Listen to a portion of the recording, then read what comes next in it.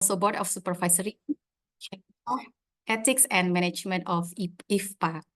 And also, we also welcome management of AFSI and ALUDI, who has been here today.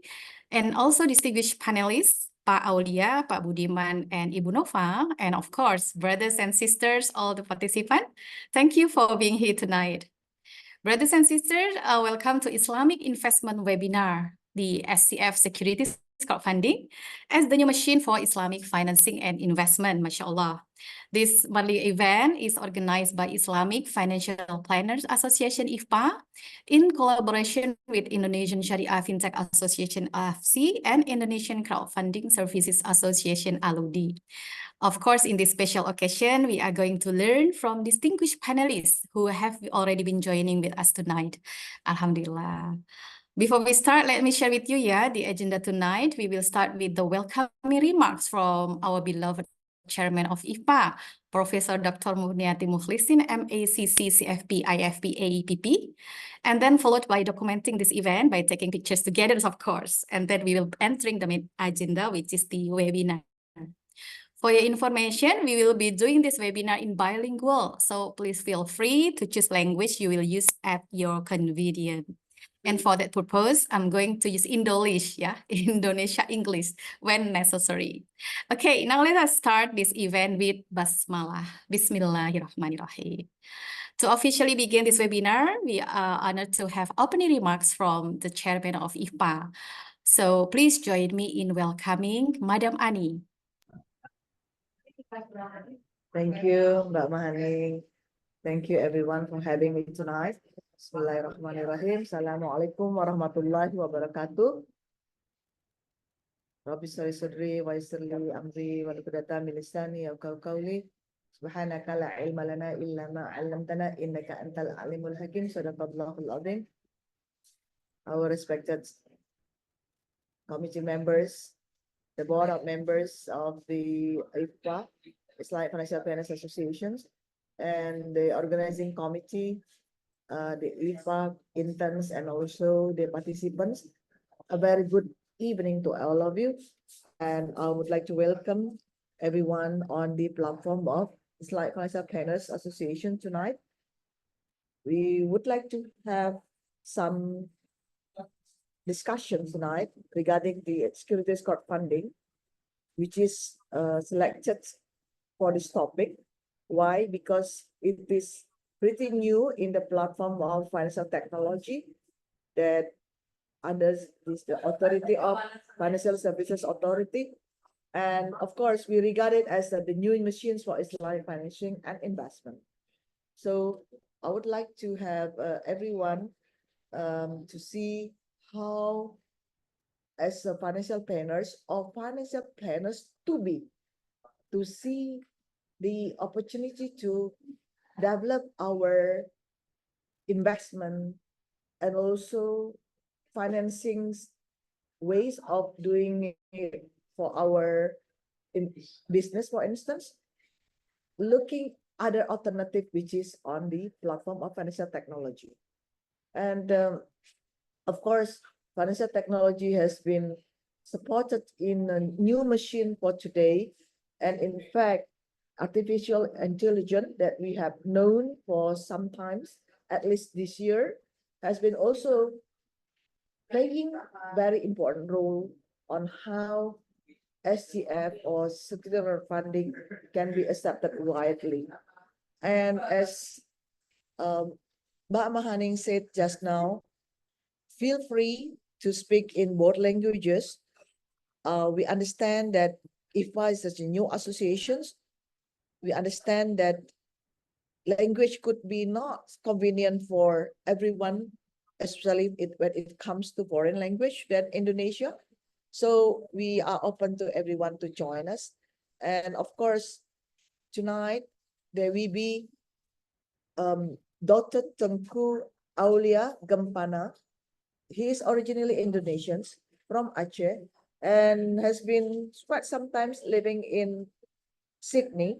I met him in Sydney before, and he's attached with the university in Sydney, and he can share with you later on his experience dealing with IT, AI, and of course, mode of financing and investment that related to the technology. And we will meet also tonight, Budiman Indrajaya. He is not new in the any program event related to financial technology. In fact, he is not only looking at technology or security crowdfunding per se, but he also onto the FIC issues, which is quite interesting because we can't only say that the development of Islamic financing without taking into considerations on FIC issues. And I'm sure we will also meet Mbak Nova Diana. She is very committed to the development of Sharia. Of course, with her background is an insurance, but not only that, he is also playing roles as an ethics committee in the Islamic Financial Planners Associations, and we will see how she will also share her thought on the SCF financing investment for every one of us here tonight. So Mbak Mahaning will guide everyone, will guide our discussion, inshallah, to the later on after 1 hour, we will see differences because Mbak Mahaning will then bring us not to the theory part of it, but also she will take us, why don't we try? Why don't we, open the websites of any SCF has been licensed by the Authority of Financial Services Authority or AUG. So this is a time for us to plan our finance, to plan our financing, investing, etc., and also help others to plan. So hopefully we will have a good discussions and a fruitful discussion. And I wish everyone to have a long weekend from today onwards, a fruitful one, a blessed one. So thank you again for having us tonight. We'll meet you again next month. And please keep in touch with our platform in social media, like Instagram, LinkedIn, and also we are everywhere. And I'm free to be contacted for anything that you think you are interested to develop any program with IFPA, APSI, or ALUDI, or Urun RI. So everyone is here for you. And I can't wait for Tengku Gempana to deliver his experience, his thought on SCF and AI. So I would like to end my welcoming speech. Thank you again. Billahi taufiq wal hidayah. Wa'alaikum. Assalamualaikum warahmatullahi wabarakatuh. And a very good evening. Allah, Waalaikumsalam warahmatullahi wabarakatuh. Madam Ani is very powerful message from Madam Ani, yeah. And for everyone, brothers and sisters, this is actually the very first time that there is a webinar discussing about AI, securities crowdfunding, and financial planning at the same time in one event. So let's give applause to every one of us that attend and also coordinate this event. MashaAllah. Thank you, Madam Ani. Okay, brothers and sisters, before we start the event, I would like to ask everyone's favor to open your camera, please. We are going to document this special event while everyone is here. Okay, while waiting, I would like to ask assistant from one of the committee to take screenshot and let me help counting. So please give your best smile, everyone. Okay, everyone already opened the camera?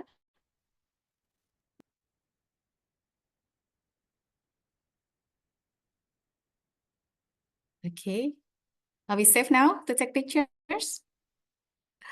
Okay, bismillah. Silahkan ada. Slide 1. All right, for slide 1, 1, 2, 3, and then slide 2, 1, 2, 3, and then last slide, 1, 2, 3. All right, Thank you, Thank you, Ismahani. Naya. MashaAllah. Okay, you can stay on camera, please, so we can know that you are all paying attention and send your energy to everyone in the Zoom room, right, Madam Ani? Right, all right. Please give a moment to go over the basic rules for the webinar, everyone, as you all can see on the screen.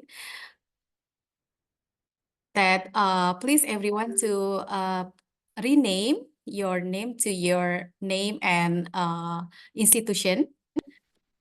Or if you are a lecturer or you are a student, please give the name of university you are active with, and also switch on the camera when available.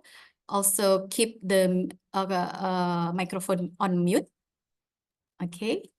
And please maintain the order and conduciveness of the event. And if any question via the Q&A feature, you can use the chat box Zoom or just simply raise your hand. But we will be giving the panelists to share their knowledge first before we open for Q&A. So now we are reached to the highlight of our event, ladies and gentlemen. Okay, a webinar featuring 3 exceptional speakers, expert in their respective field, as Madam mentioned earlier, who will share their valuable insight on today's topic. So let me introduce the 3 panelists. The first one is Dr. Tengku Aulia Gempana, BIT MSc CSFT. He is the International Relation of IPA, also lecturer of University of Newcastle, Australia. Pak Aulia is also one of committee of Ashabul Kahfi Islamic Center, expert council of Masyarakat Ekonomi Syariah MES Australia, and as well he is contributor for Australian Muslim Times. MashaAllah. And the next panelist will be Mr. Budiman Indrajaya CSFT. He is the vice chairman of ALUDI, the co-organizing of this event. Pak Budiman also the CEO of and co-founder of Islamic Crowdfunding, Urun RI. Pak Budiman is one of the few practitioners who well known for his extensive knowledge in Fintech, mashallah. And last but not least, we have Ibu Nova Diana, CFP, IFP, QFE, LDP, IAP, mashallah nih. Aside from being ethic committee for IFPA, she is the founder of Amanah Uang Bijak, wellness coach, and also Islamic financial planner, educator, and mentor in various institutions. MashaAllah.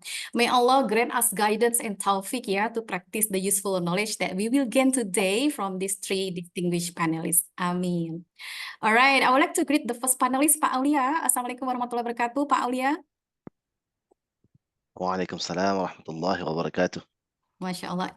Am I correct call you Pak Aulia or Pak Tengku? That's all right. That's all right. Okay, MashaAllah. Thank you. How are you, Pak? Alhamdulillah. MashaAllah. It's almost 11 p.m. midnight here. Oh, MashaAllah. Wow, may Allah grant you reward for staying late and be with us tonight, Pak. Amin, amin. Okay, without further ado, so Pak Aulia, at your convenience, please feel free to start your presentation, please, for 15 minutes. Okay, is my voice loud and clear? Yes. All right, let me share my screen.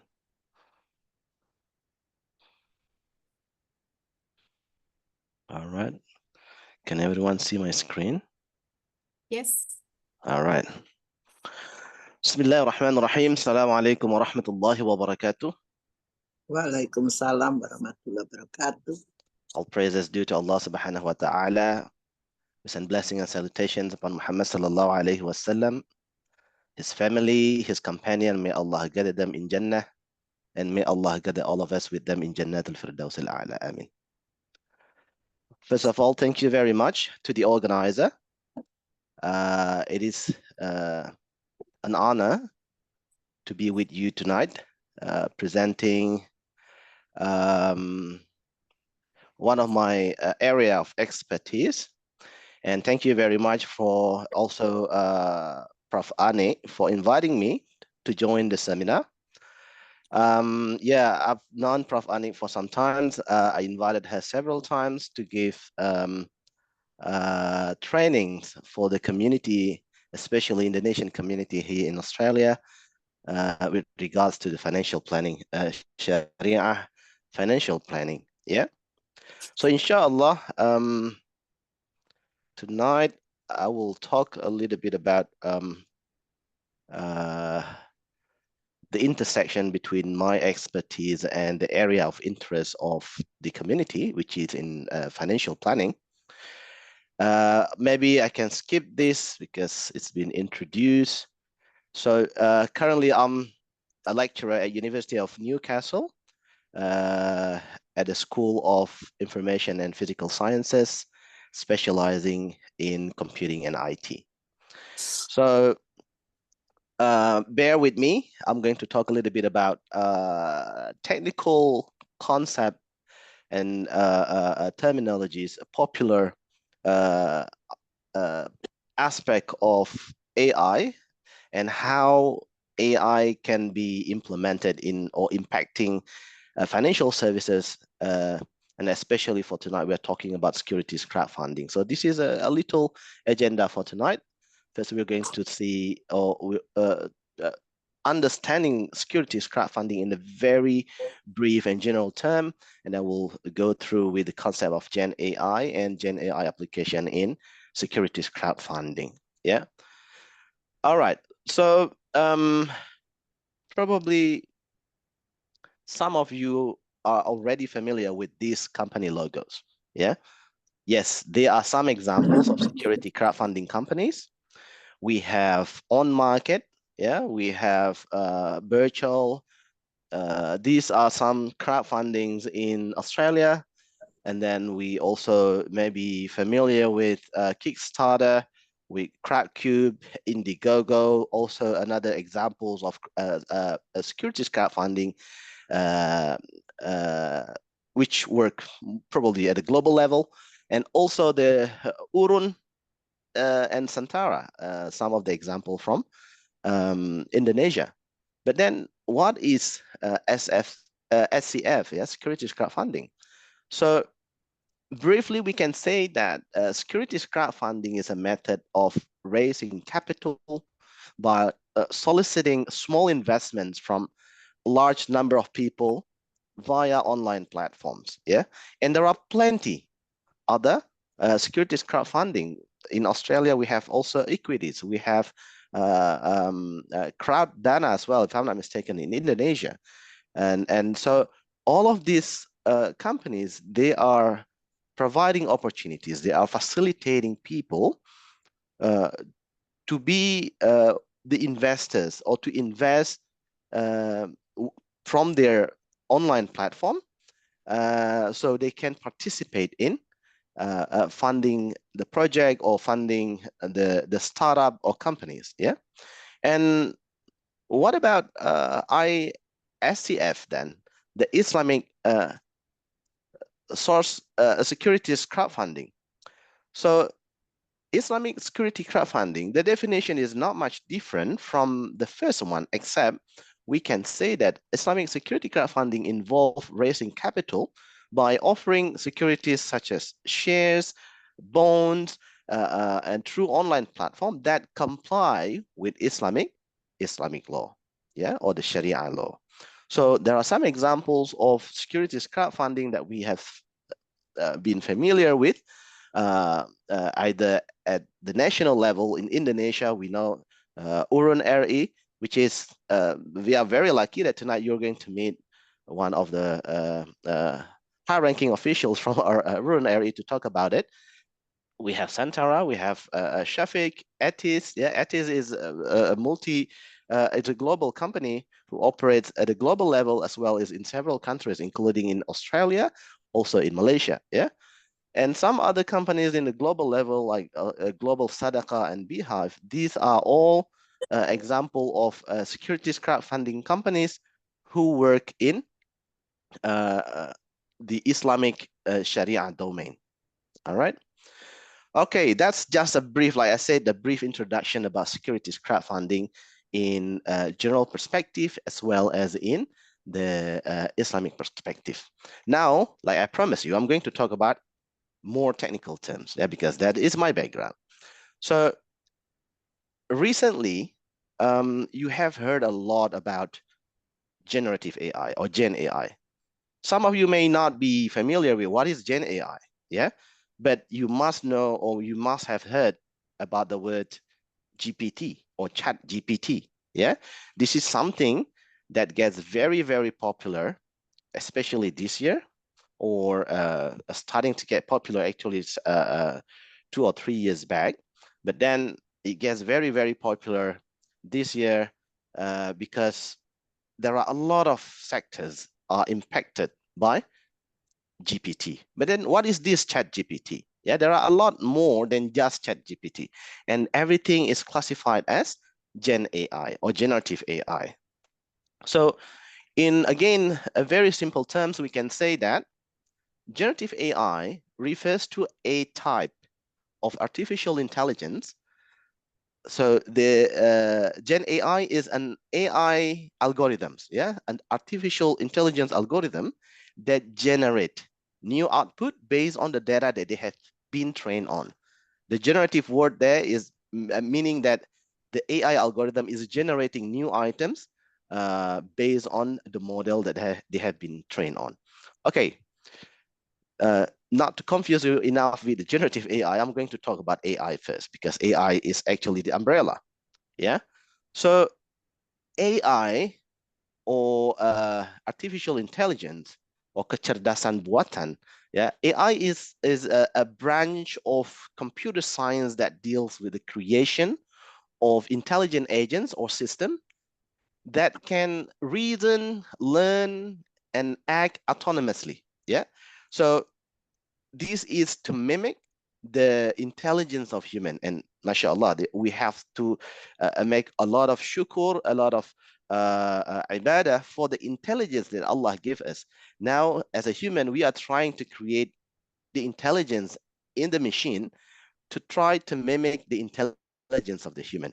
And we have seen a lot of practice of this AI in many, many sectors, including online shopping, including in the implementation in the area of farming and agriculture. We have seen also how AI being used in order to improve user experience and product design, as well as to help the human resource and management. Yeah. So in a brief example, we can say human, we can read, we can understand text, we can read article, we can read newspaper. We learned that from a very from the elementary school or even from primary school. Yeah, we can extract important information from the text. That shows how intelligent we are as a human. While in AI, especially the generative AI that we are talking about right now, also an algorithm that has been trained over and over millions or billions of data, so it can analyze long text, it can understand context, it can create summaries, it can answer questions with regards to that text. But then how can we relate this? I mean, there are so many confusing terms with this. And like I said, it's not enough to confuse you yet. I'm going to bring you more terms because these are all related. Generative AI is actually just a subset of AI. As you can see from the graph here, AI is the bigger domain knowledge. Yeah. Under AI, we have the subset called machine learning. Machine learning is the one who actually try to train the model using some supervised or unsupervised learning. Yeah, I don't want to go too deep. But then under machine learning, we have deep learning. The deep learning is here where we have generative AI in it. So to make it simpler, the traditional artificial intelligence, we call it discriminative AI, not generative AI, because they are designed to classify or categorizing existing data. For example, when you go to the mall, yeah, your car is passing the boom gate or the parking gate. You don't need to touch anything. The camera will recognize your plate and store in the database, and then you're in. When you're going out of the mall, and suddenly you know how much you need to pay because the camera is discriminating your car by looking at the plate number of the car that has been stored earlier, and then will tell the time of when you're entering the mall and when you're exiting the mall without you needing to touch anything. Yeah, so that is discriminative. Comparing the pattern, looking at the input, and then tell you the output. Yeah. On the contrary, the generative AI, the word generative and discriminative are two different words, right? So generative AI models here is to generate completely original artifact. That means it hasn't been generated before. Yeah, it has not been seen before. So if you want to see into this illustration, if you look at these two pictures on the left-hand side, this is the input, all right? The input, we as a human intelligence, we can tell that there is a man riding a bike, okay? But then in generative AI, in the discriminative AI using supervised learning, what they do is it discriminates between the human and the bike. So if it has the head, it has the arm and the legs, the algorithm will recognize that this is a human, okay? And then it discriminate, or it's separate between the human object with the bicycle object. The bicycle, the characteristic of it, it has two wheels, and then it have handles and seats and that kind of thing, right? So the person and the bike are two different objects, and with discriminative AI, they can separate, they can differentiate. The algorithm can differentiate which one is the human, which one is the bike, just like the example I gave just now with regards to the car entering the mall. And if anyone sitting on the bike, then the algorithm can tell, oh, there is a person sitting on the bike, all right? But that will be different in generative AI. In generative AI, the input can be like millions of pictures of people riding bikes. And then based on this input, the algorithm will learn if anyone sitting on the bike, when there are two wheels like this, yeah, and then there is an arm, two arms or legs, and then in the shape like people sitting on the bike, then the algorithm will learn that this is something, or there are persons sitting on the bike as well. But then the word generative is actually to generate a completely new picture, mimicking those millions of pictures that has been stored. Yeah. So this picture on the right-hand side is totally new picture. It's not the picture from someone, it's totally new picture created by the algorithm. So that's generative. Okay. The example I gave you right now is the example on the image. All right. So we will relate to that. So unlike traditional AI are designed to recognize patterns and make predictions. And generative AI creates new content in the form of image, like the example I gave just now. Also, Gen AI can also be used in order to generate text. Yeah, like ChatGPT that you are doing right now. ChatGPT, Copilot. There are several other generative AI that has been popularly recognized now.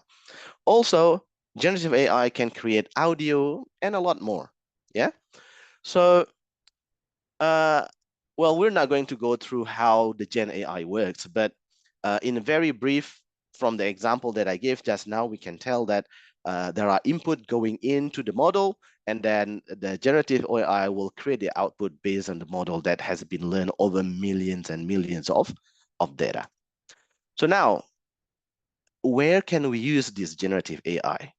So generative AI has been introduced and has been used widely in many, many different sectors, right? So generative AI can be used in financial forecasting to predict what is going to happen. Yeah, even though we won't say that it is completely 100% accurate, but nearly, based on the data that has been provided, it is pretty much heading toward the right direction. Yeah. It can also be used for customer behavior analysis. It can be used to calculate the demand forecasting, healthcare diagnosis and prognosis.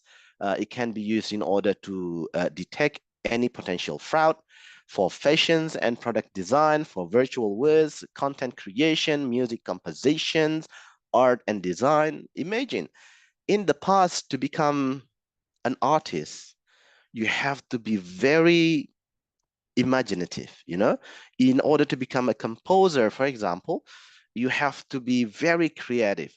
But now, having millions of existing data, an algorithm that we call generative AI can generate it for you. Yeah. Later on, there will be an ethical issues there, right? Because I'm also currently teaching professional practice in IT, and we learn something about ethics in AI. Yeah, which later maybe the last speaker will talk about ethics in more detail. But the issues can be like this. There will be a question: who should receive the intellectual property of the creation, right? If before we acknowledge the creations of something belongs to the person who created it, right? So that will be the IP. The license goes to that person. But if AI is the one who generates it, who's going to own the IP?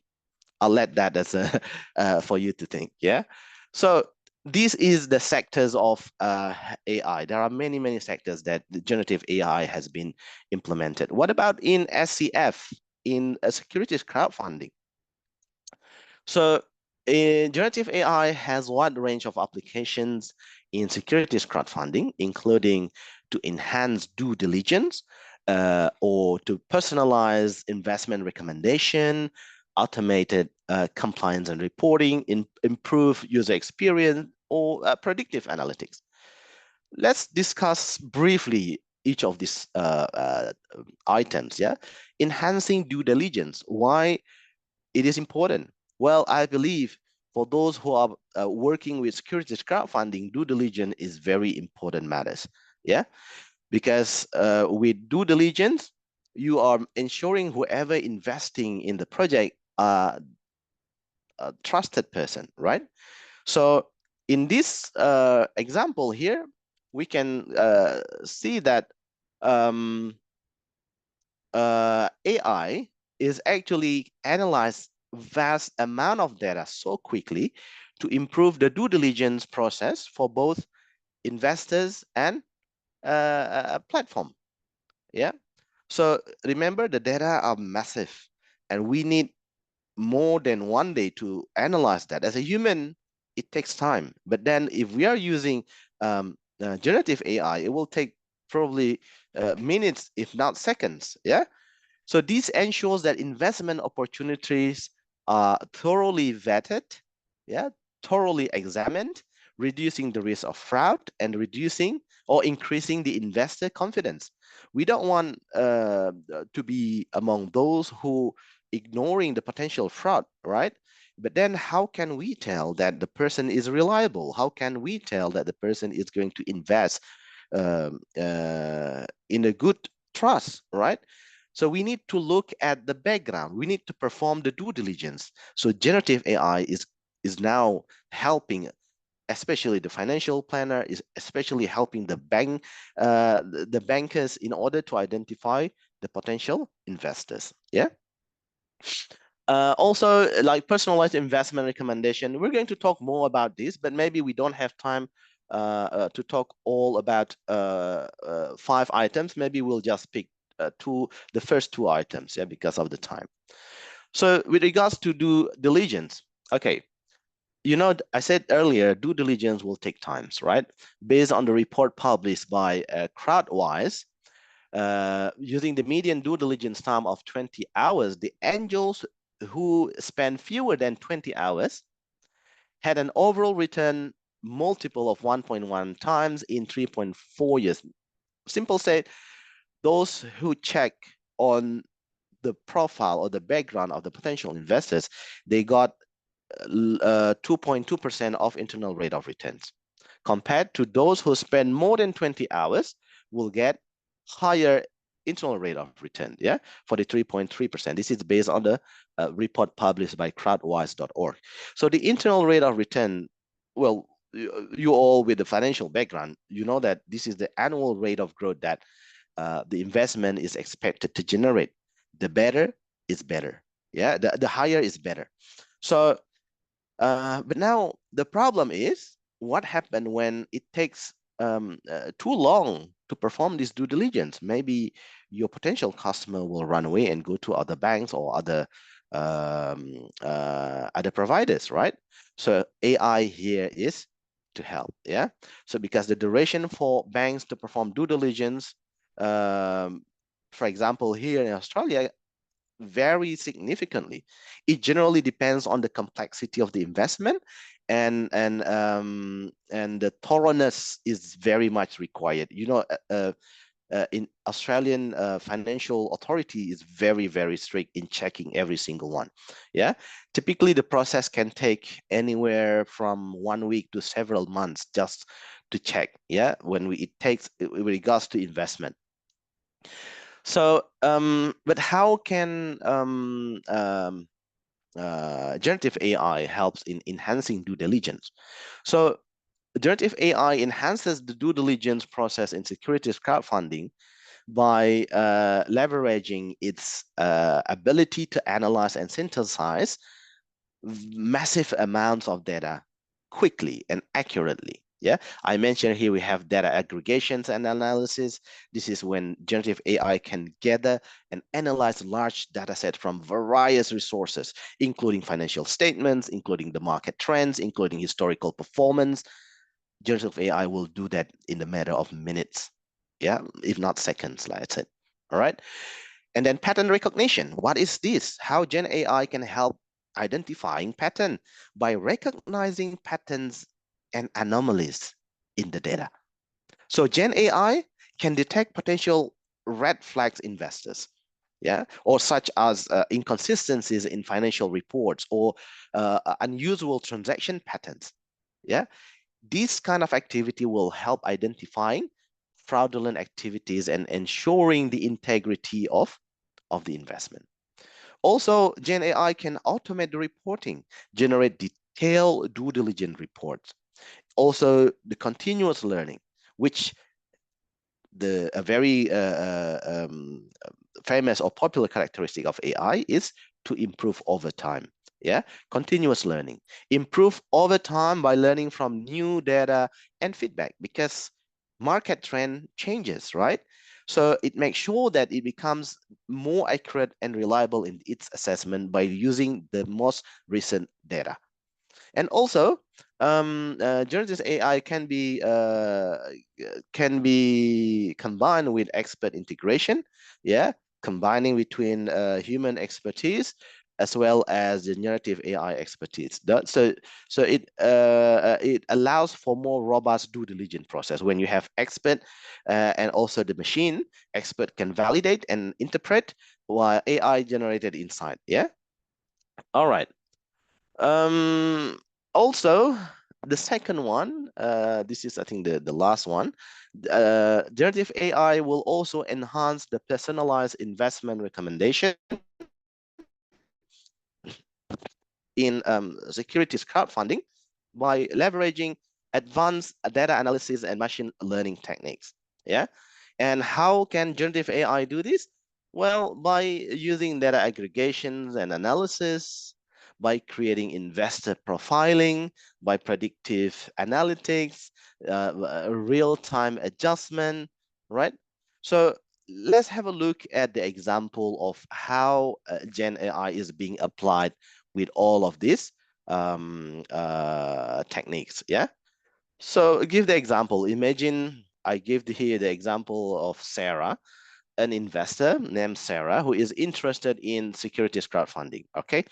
So if the example before in the previous slide I mentioned is from the perspective of the company itself, now Gen AI can also help from the perspective of the user, the customer, right?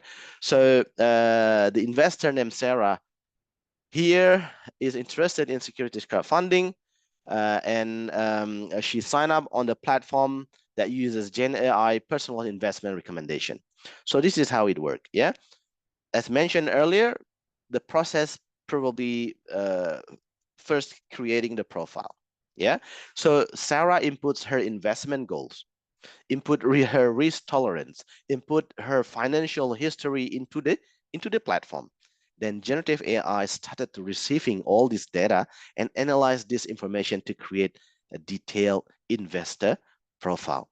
By evaluating individual investor profile, including the risk tolerance, investment goals, historical behavior, or maybe if we would like to choose some regulations compliance, generative AI can tailor recommendations to match each investor unique needs and preferences. Okay, and because sometimes we don't know our risk tolerance. We thought that we are low risk tolerance in investment. Yeah, when doing investment, I don't want to play too high risk. But then if generative AI can access our open banking data, the open banking data, there are some the banking who are registered or part of the open banking, which Gen AI can go and see our spending pattern and able to predict our behavior in spending. And probably Gen AI can recommend, no, based on your spending behavior, you are actually a high risk taker. Yeah.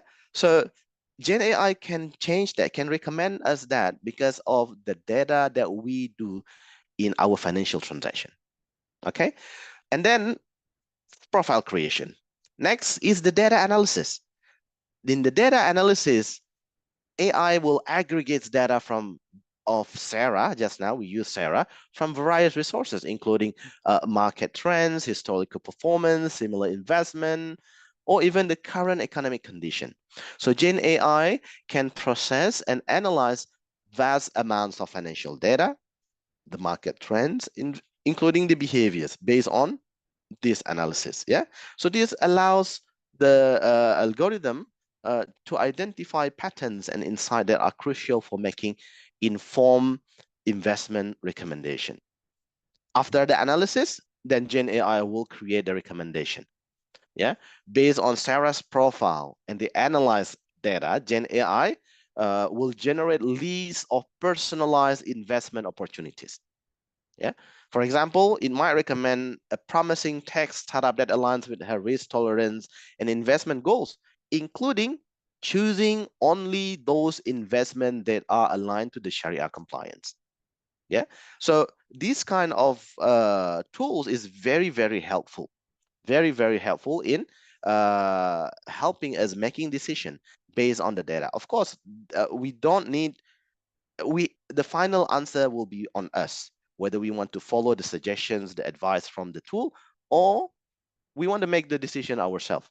But everything is user's decision. But then we got a lot of help from this, yeah, because Gen AI synthesizes data for forecasting on portfolio optimization. So it will offer investors with robust decision support. Yeah.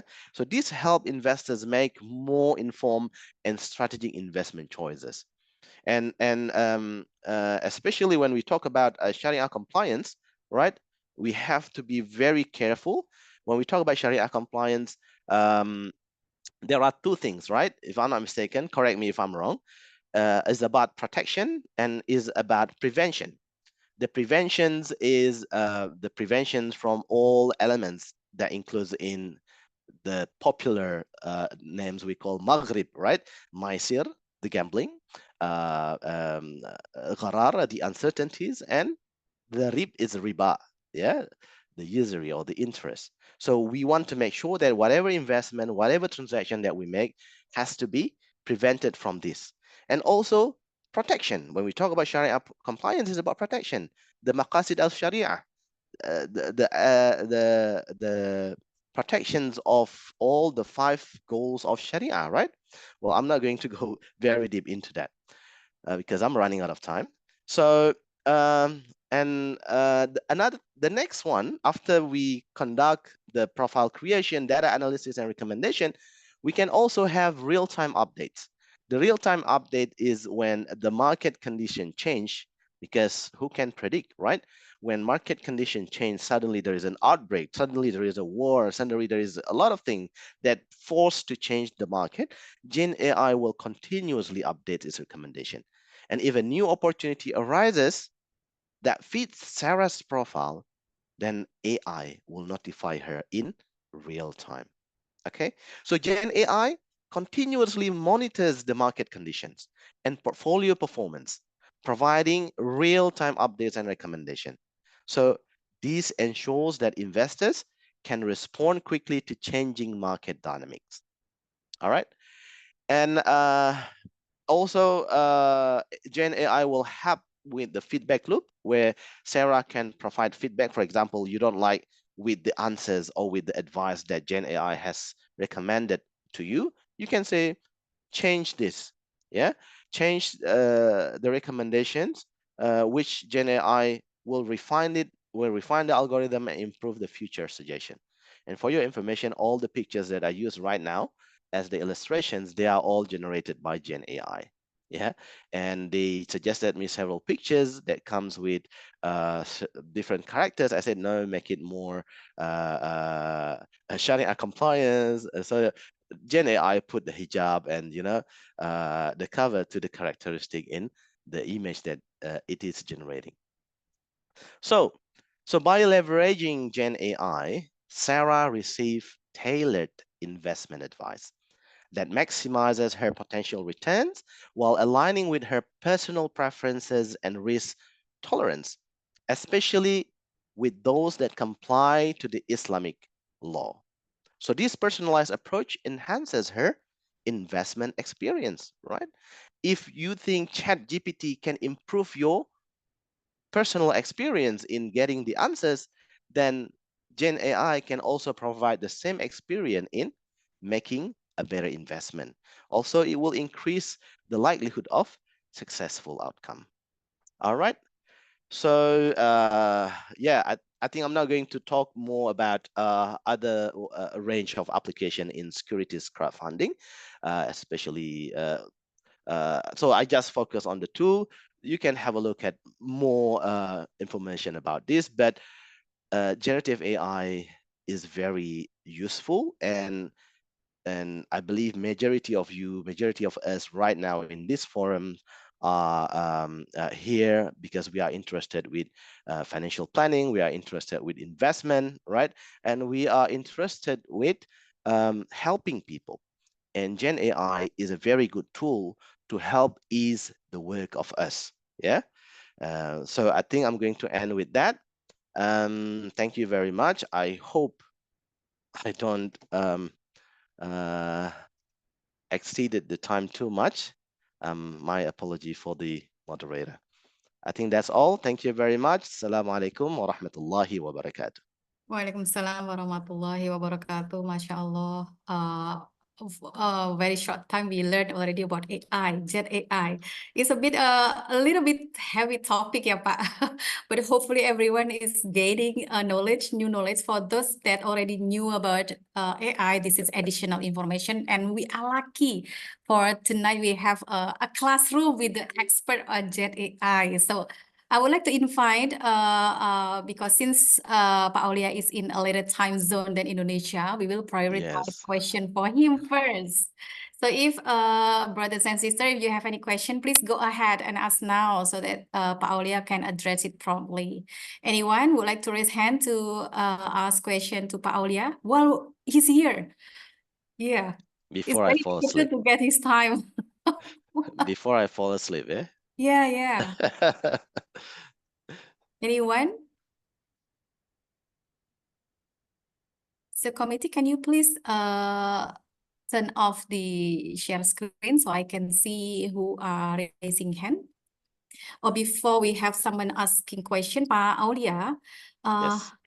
what is the importance for all of us to catch up and understand and aware of this Gen AI for our career in the future and for the children, for the student? So there is a term of FOMO, right? We want to FOMO to the good things like this, right? So what is your advice for all of us? Okay, look, I've told this to Before my you answer, I just would like to pop up the question as well. At the sure. same time, Dr. Tengku Kempana, I really thank you for highlighting the advancements of AI that is so powerful today. And my question.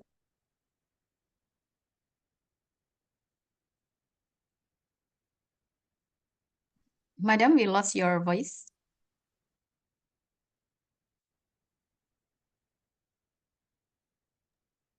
how's the AI can help us mitigate risk in financing or investment in today's world.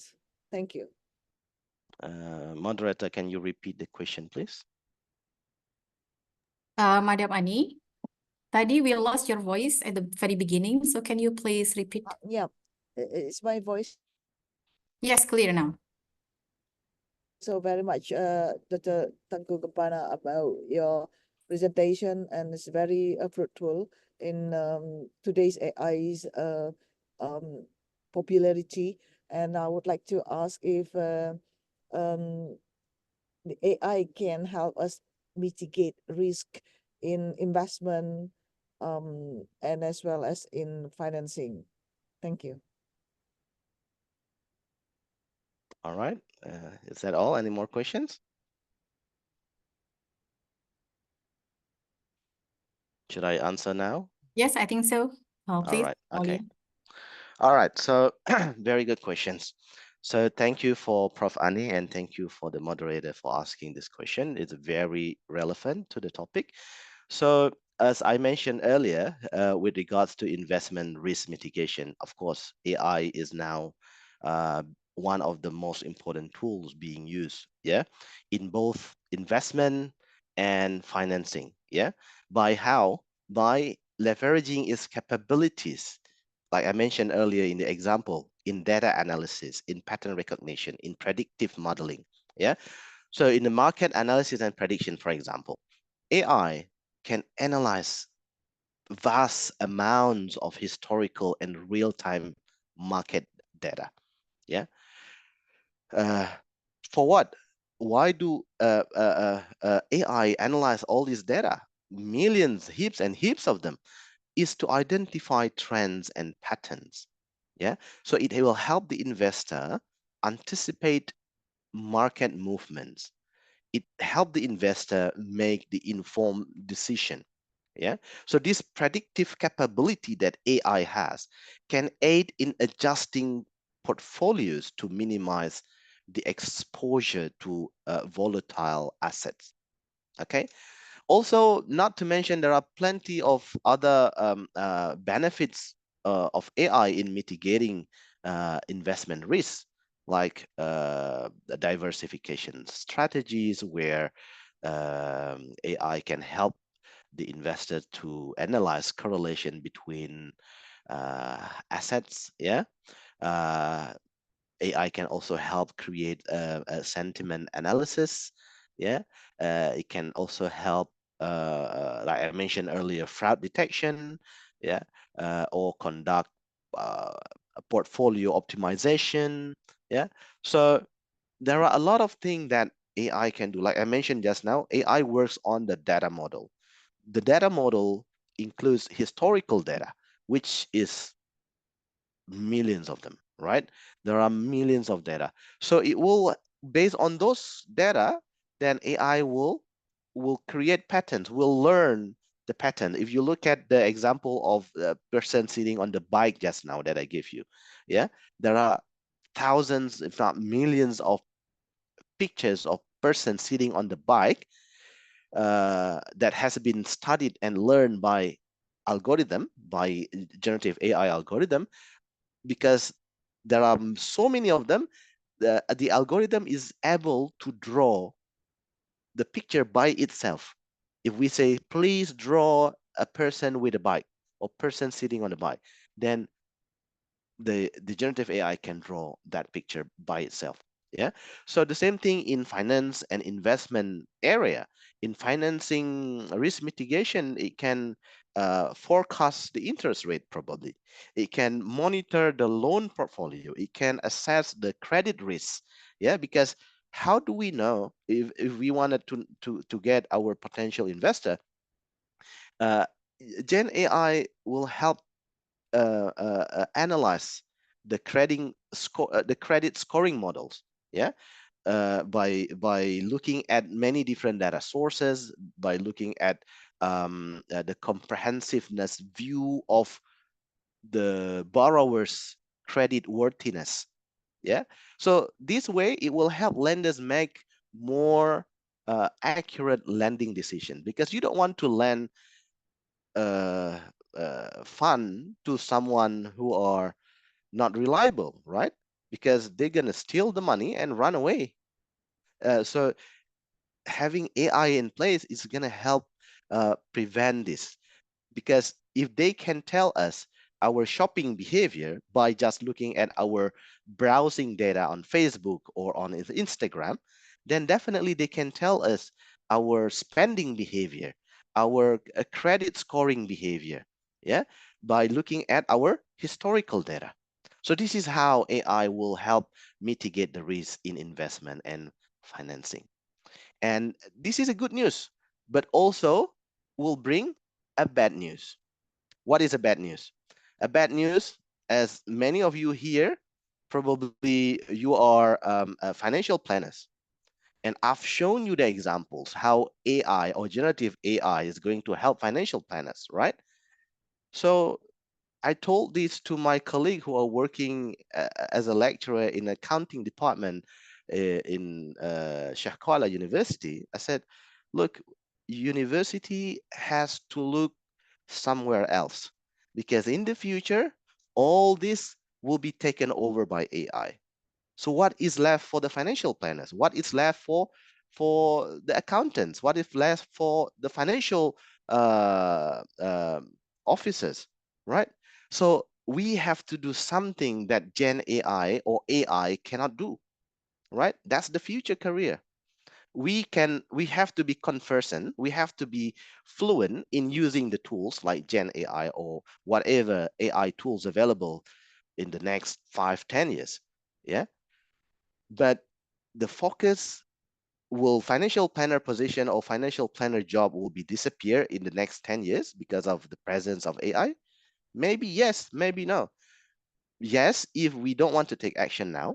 Yes, if we don't care that AI is going to take over. But it can be no if we are looking at different sides of what the customer wants.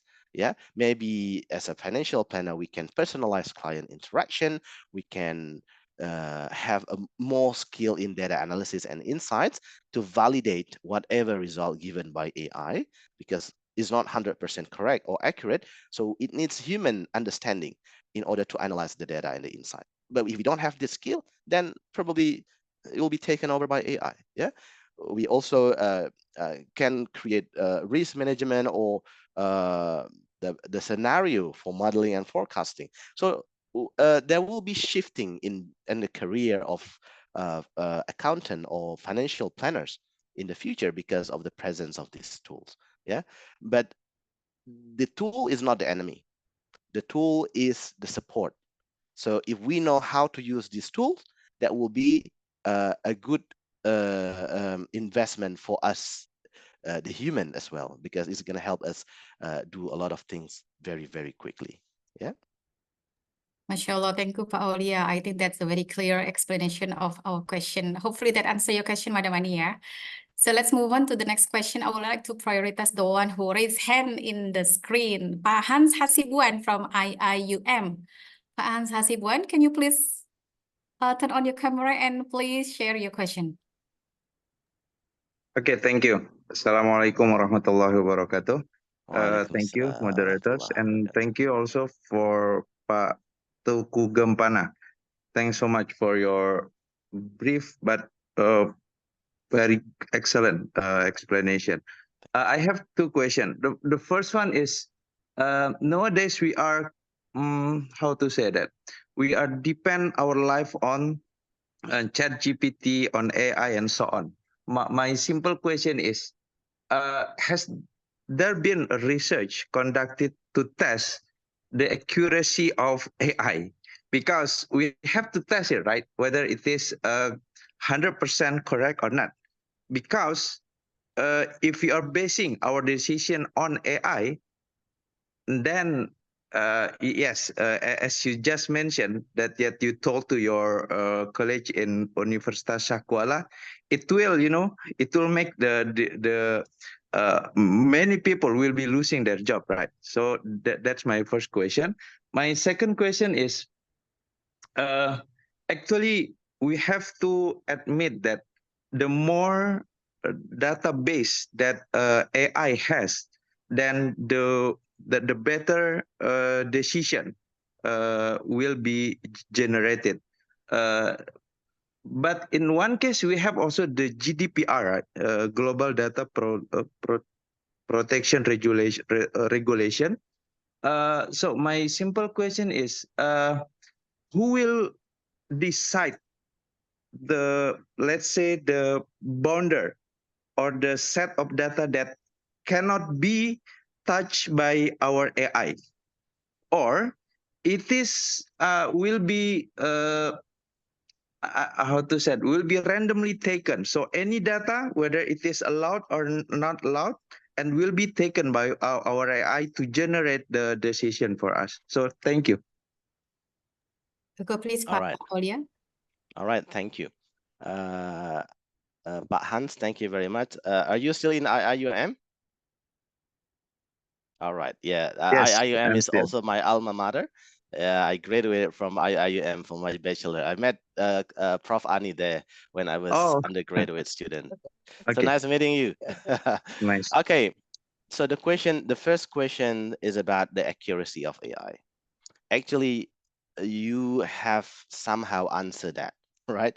Yes, the way the algorithm works is that based on the number of data. If you only have couple hundred lines of data or maybe couple thousand lines of data, your result will be different. But the more people use it, the more data is collected. When I said big data, when I said massive amount of data, we are talking about millions, if not billions of data. Yeah, the more data it has, the more accurate it is, right? Of course, you will see the first couple of times using ChatGPT, you're not really satisfied because it's not really what you wanted. But then after some times, you see that the algorithm started to read the pattern and started to get a better answer, more accuracy. So that's how AI works. Yeah, I would suggest do not rely 100% on this kind of tool. That's why I was saying human is still very important to make manual validation. Never underestimate manual validation or manual checking. That's where we can still be present in the today's emerging technologies. Yeah. The second questions. It's What was about that who about? will decide the boundary Oh of yes. data Who protection. decide the boundary?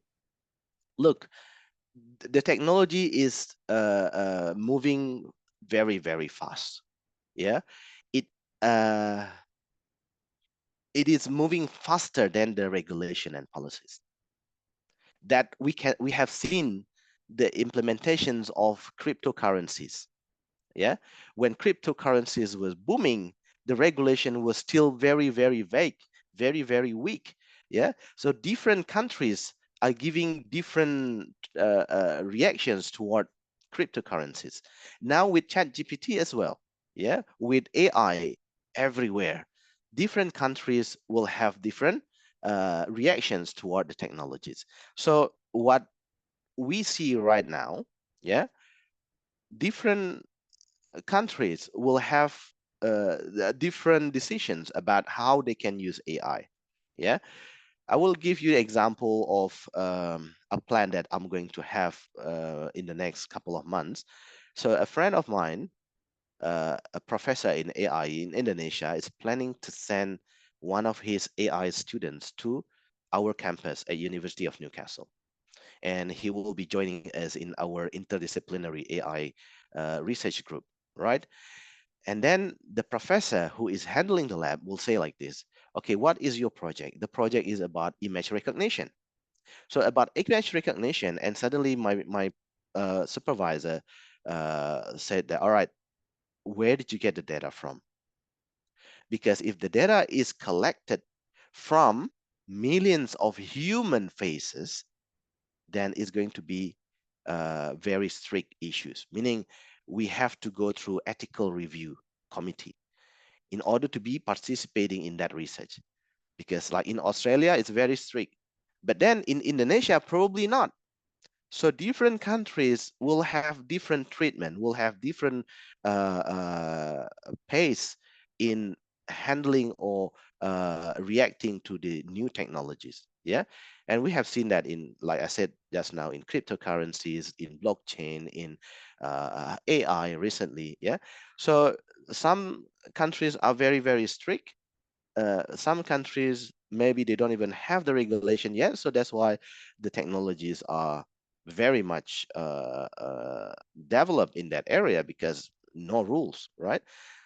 So I cannot really tell who is responsible to do that, but I believe a country who cares about the technologies uh, to develop in the country, then they have to create these policies. They have to create these regulations to make sure that whatever technologies is being adopted in the community, in the society, no one gets harmed.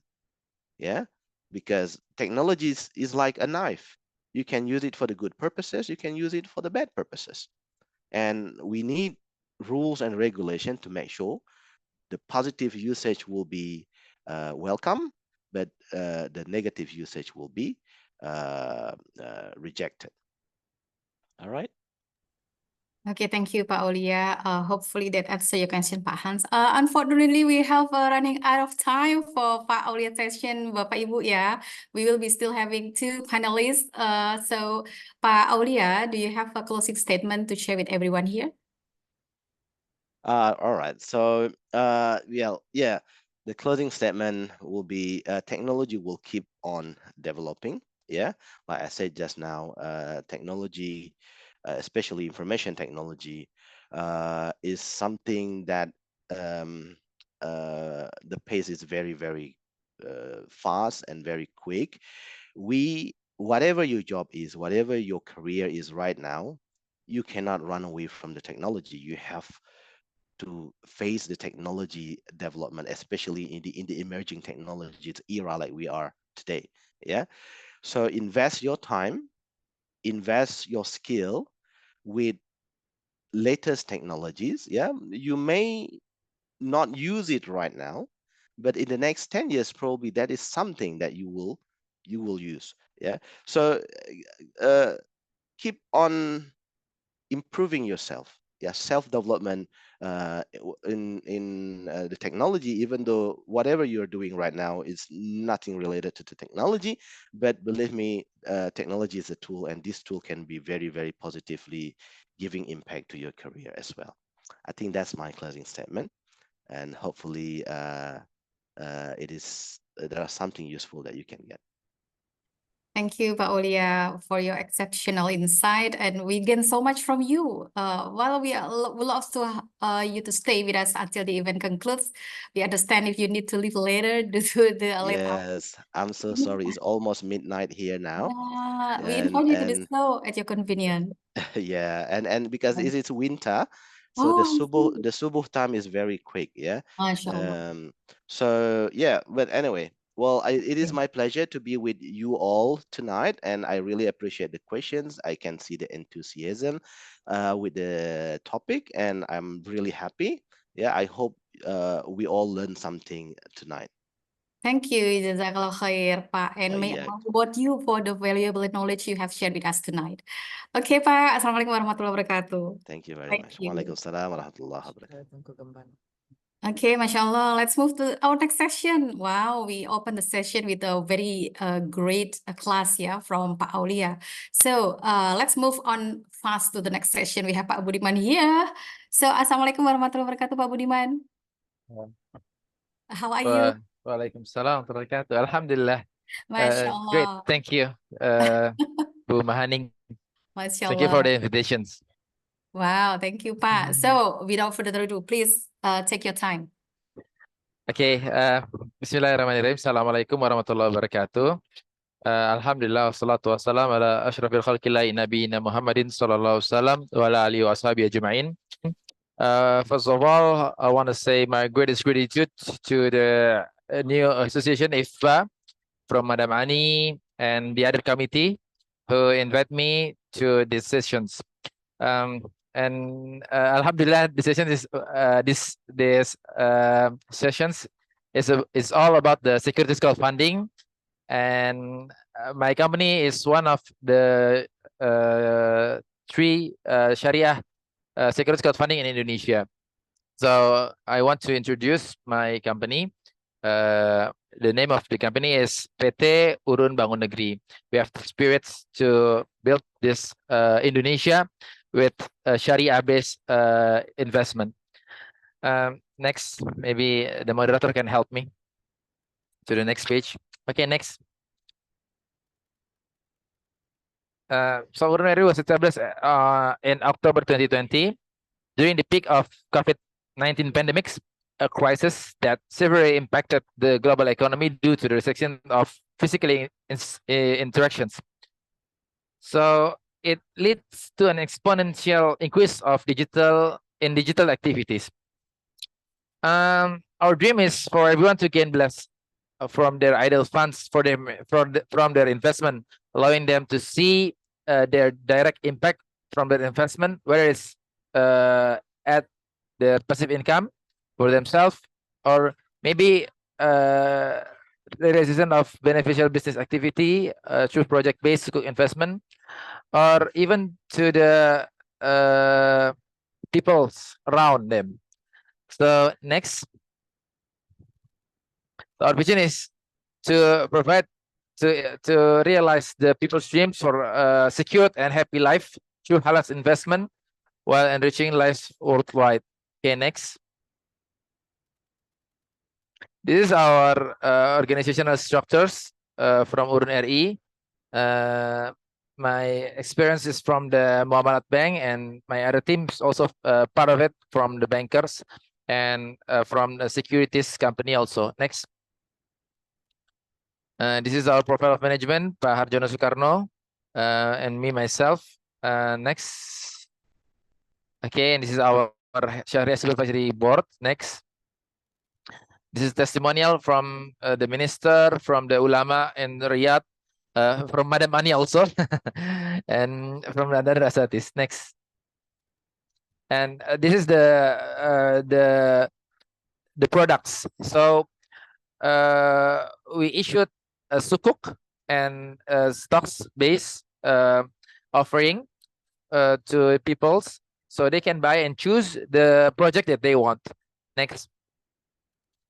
The investment product is based on the fatwa DSN MUI about penawaran efek syariah melalui layanan urun dana berbasis teknologi informasi. Next. And what we do is we do this feasibility studies from the initial screening, assessing the basic feasibility of the potential issuer by checking the SIG OJK, the debt record, credit scoring, and we use the AI from this credit scoring, EQIC, and data from the Law and Human Rights Minister and the social media data. And then we request the document, legal document from the company, financial, collateral, and other project. And then we visit the issuer office, project sites, collateral location, and other necessary location. And we do the risk analysis and financing committee review. After the post issuance, we finalization with the notary, contract, and binding collateral, monitoring through a dedicated account for issuer project transaction, and monthly routine visits by the Urun RI team. Next. Okay, and this is the sample of investment calculation. Maybe for a financial planner is one of important things that must know about the securities crowdfunding. So when the company A receives an order for the procurement of metal detector, this is a real case with a contract value around 1.1 billion. The required cost of goods sold is about 902 million, resulting in a projected profit IDR 198 million, or around 22% with a duration of 3 months. So the company must also chip in the own capital around 90 million, or 10% of the total requirement, while remaining the amount of 812 million is from the investor of Urun RI.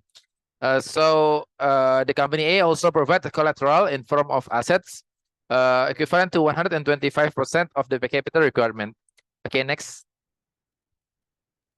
And the profit sharing portion is given by the company A to Urun RI. Investor is around 90%, because the capital portion from the investor Urun RI is 90%, divided by 4 is around 22.5% is the nisbah.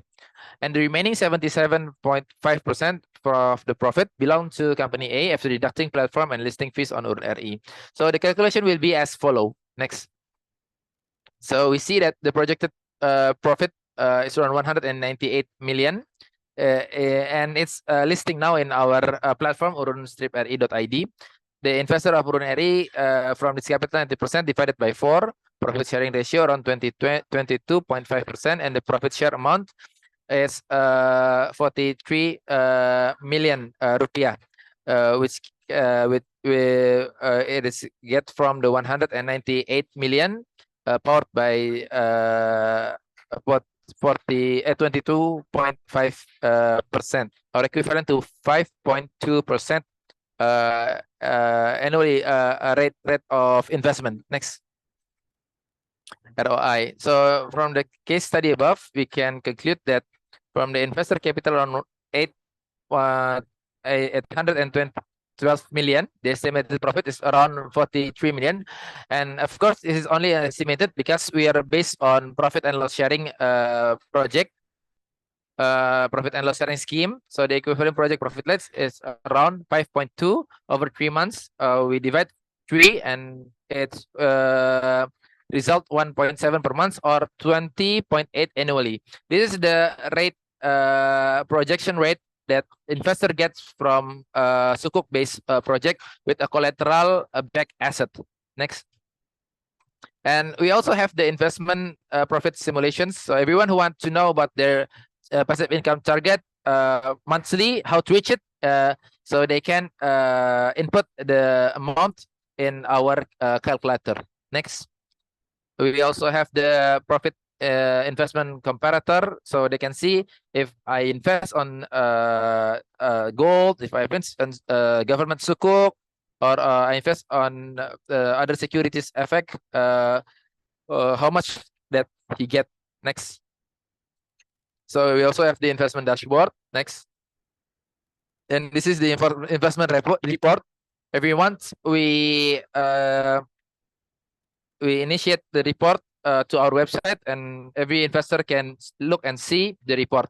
And also when we distribute the effect, the stocks, the sukuk on the custodian central, the investor can also see it. Next. And this is the explanation of our investment profits. Why it's so big? Because in bank, usually the bank when he disburse the money to the debitor, the creditor, he gets the interest around 60%, and then he take the spread around 20% at 12%, and then he pass through the rest to the creditor is around 4%.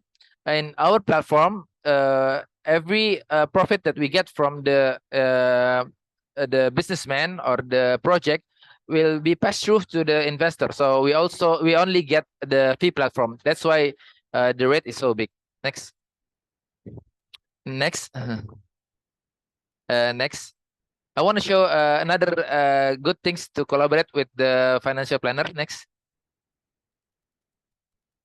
Okay, this is the collaboration page. Maybe gentlemen and everyone here have small and medium enterprise that advise it or incubate. So, we can collaborate, and then they can list listed in our platform with a collaboration with your advisory or incubator. Next. Next. And this is our business model. In this part, we can collaborate also. We also have the influencers. We also have the investor community, professional funding agents, and all of our issuers. The project, the issuers, the company is been curated by the business advisory and aggregator, and or also incubator. So we can confirm that every issuer is standardized in their business. For the financial planner, I also collaborate with one of financial planner. His name is Furi, and I hope there will be a lot of financial planner that we can collaborate in IFPA, so we can educate and literate people about investment Sharia with Securities Crowdfunding Sharia. Okay, next. Okay, thank you for the time, and jazakallah khairan. Assalamualaikum warahmatullahi wabarakatuh. Waalaikumsalam warahmatullahi wabarakatuh. Thank you very much, Pak Budiman. I think that's enlightening information. In a very short time, Pak Budiman can share with us about securities crowdfunding. So, Pak Budiman, actually, securities crowdfunding is a platform that connect entrepreneurs who need Yeah. capital with the investors that has the money. So, can you explain a bit about that? Yeah. So we provide the facilities, the platform, so they can connect. But the investor rarely have time to study the business or to do the due diligence or to make a routine checking. So it's our job as a platform, a Sharia platform, to do all of it. We do the due diligence, we do the checking, we do the analysis, and then we do the routine daily, monthly visit. And then we bind the contract with the notary. So the businessman or the project can connect to maybe around 10, 100 or 1,000 people in a single project, whether it's in Indonesia investors or the diaspora or overseas investor, they can do it. Alhamdulillah. Wow, mashallah, it's a powerful tools ya, because it's Yeah. based on the name itself is Urun RI, based on urunan ya Pak ya. Yeah. Yeah, crowdfunding is Yeah.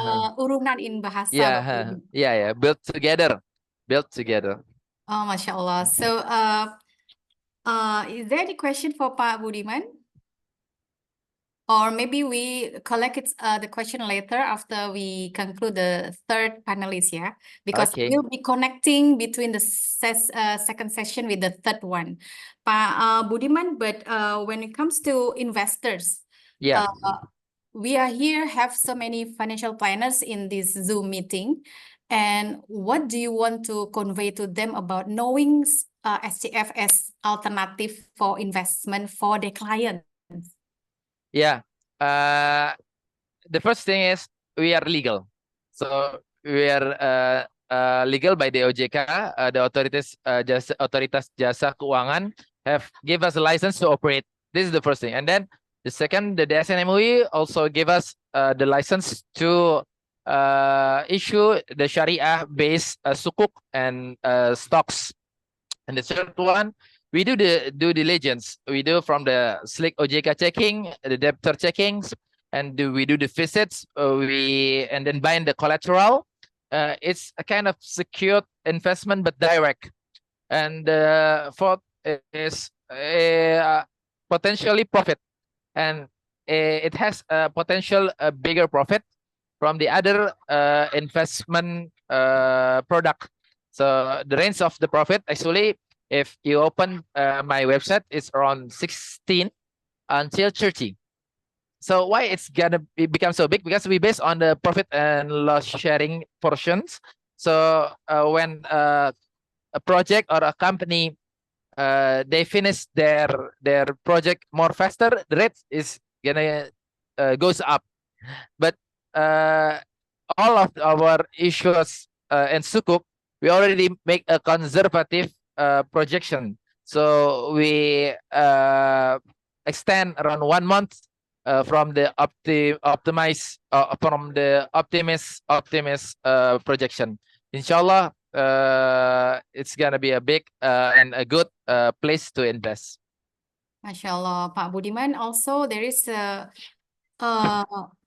great purposes of using SCF as investment tool, because if you can explain how SCF can help entrepreneurs or UKM to scale up.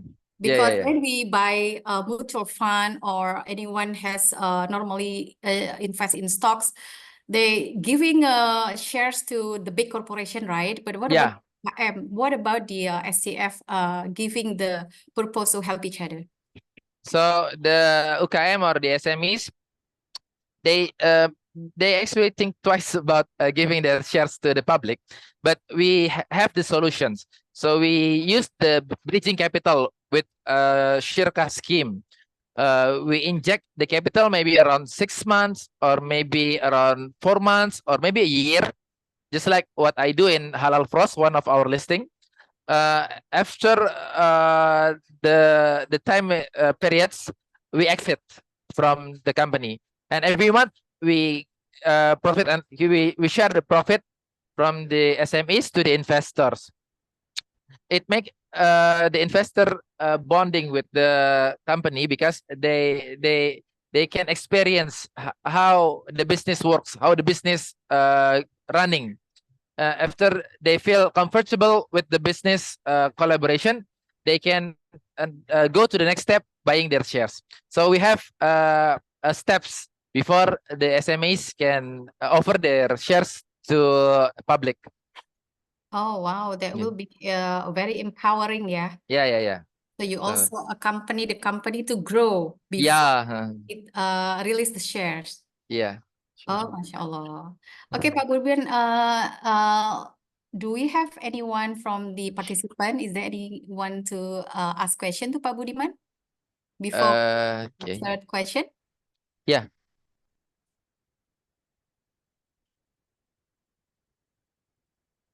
Okay, I think we collect the question later after we Okay. finish the third session. Pak Budiman, thank you so much for sharing the information. So Thank please you. stay there.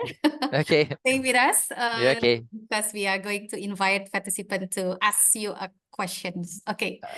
Okay, thank you, you, Pak Mbak Hani. Budiman. Thank you, Madam Hani. Assalamualaikum. Waalaikumsalam warahmatullahi wabarakatuh. Masya Allah. So, I think we completed two puzzle of the securities crowdfunding. The first is about the AI, and the second one is about the securities crowdfunding from the expert itself, from Pak Budiman, the CEO of Urun RI. So, sesi yang juga kita tunggu nih dari tadi sudah menunggu dengan cantiknya Ibu Nova. Kita sudah nggak sabar ya mendengar dari Ibu Nova about the perspective from the point of view, the financial planning about the investment diversification in the age of technology. Assalamualaikum warahmatullahi wabarakatuh, Bu Nova, apa kabar? Waalaikumsalam warahmatullahi wabarakatuh. Kabarnya baik, Apa kabar, alhamdulillah. Ibu? Masya Allah, luar biasa. Nah, menyambung dari tadi yang disampaikan Pak Aulia dan Pak Budiman, Bu Yes. Nova, is so relate ya. Jadi sebetulnya what is the investment peran investasi dalam financial planning? Mungkin Ibu bisa menjelaskan kepada kita semuanya. Ya, ini jadi barang-barang unik yang kalau kita bicara stigma tentang masyarakat secara umum, saya baru aja ketemu klien, kalau dengan kata investasi ini belum tentu semuanya jadi positif loh, dia punya stigma. Aduh, saya nggak berani deh Bu, yang saya nggak kenal-kenal gitu, saya mah yang biasa aja. Padahal mereka ini cerdas secara profesi dan oke secara keuangan, tapi belum tersentuh dengan edukasi yang lebih dalam gitu kan. Tadi kan kita dengar peran AI dari Pak Aulia tadi cerita, kemudian Pak Budiman ngomong tentang sebenarnya bagus banget perspektifnya gitu. Tapi belum nyampe karena sedikit sekali baru literasi yang sampai gitu. Jadi saya dengerin jadi, wow ternyata banyak bagus banget nih, tapi nggak banyak nyampe ke masyarakat. As a financial educator dan konsultan di masyarakat, saya langsung banyak ketemu lah topik-topik kayak gini. Pada prinsipnya, semua orang ini yang mereka kerja, mereka berusaha, mereka berinvestasi dalam berbagai bentuk yang lain selain yang tadi fintech itu bentuknya, itu kan pasti ada tujuan keuangan yang ingin diwujudkan. Nah, bicara financial planning itulah perencanaan keuangan mereka untuk capai tujuannya. Dan kaitannya dengan investasi itu kendaraan mencapai tujuan gitu. Let's say misalnya kita mau pergi ke Australia, ke tempatnya Pak Aulia ya, dia udah istirahat, tidur, udah kasihan beliau tuh udah malam-malam ngomong. Kemudian itu investasi adalah pesawatnya. How come kalau mereka nggak ngerti gitu? Dan taunya hanya yang tradisional, mungkin yang model sampan atau perahu zaman dulu. Can you imagine that gitu? Nah, makanya saya bilang tadi, apa kaitannya? Sangat berkaitan erat, karena dia antara tujuan dengan kendaraan itu tools. Kalau ibaratnya rumah, dia itu pilar gitu. Gimana bisa berdiri rumah itu kalau nggak ada pilar. Jadi satu hal yang menjadi PR kita di Indonesia adalah literasi mengenai keuangan ini belum banyak sampai. Karena kebanyakan orang yang saya jumpa itu profilnya lebih banyak tuh yang konservatif, gitu kan. Mereka cuma tahu literasi yang paling tinggi kan perbankan. Jadi ngertinya udah deposito aja, atau beli emas, atau buy some property. Ya seperti itu aja yang diketahui. Buat dikenalkan yang baru aja tuh perlu waktu yang nggak pendek gitu. Ini pengalaman saya pribadi sih Mbak Hani. Even saya orang-orang keuangan gitu ya. Termasuk yang sangat konservatif, nggak bisa langsung take action juga gitu. Itu benar-benar perlu nyali, perlu keberanian, perlu orang dipercaya untuk membimbing juga gitu. Ya, ibaratnya kalau saya kasih analogi, orang yang kerja di restoran belum tentu otomatis dia jago masak. Orang yang ngerti keuangan sekalipun belum tentu dia otomatis juga ngerti hal-hal yang teknikal kayak fintech, whatever tadi yang diceritakan. Padahal itu sebuah kesempatan yang bagus sebenarnya gitu kan. Ibaratnya mungkin orang tahu hanya menanam ini berupa pot aja. Tapi dia nggak tahu ada yang lebih cepat lagi pertumbuhannya dibanding pot yang di situ dengan organic system atau di tanah.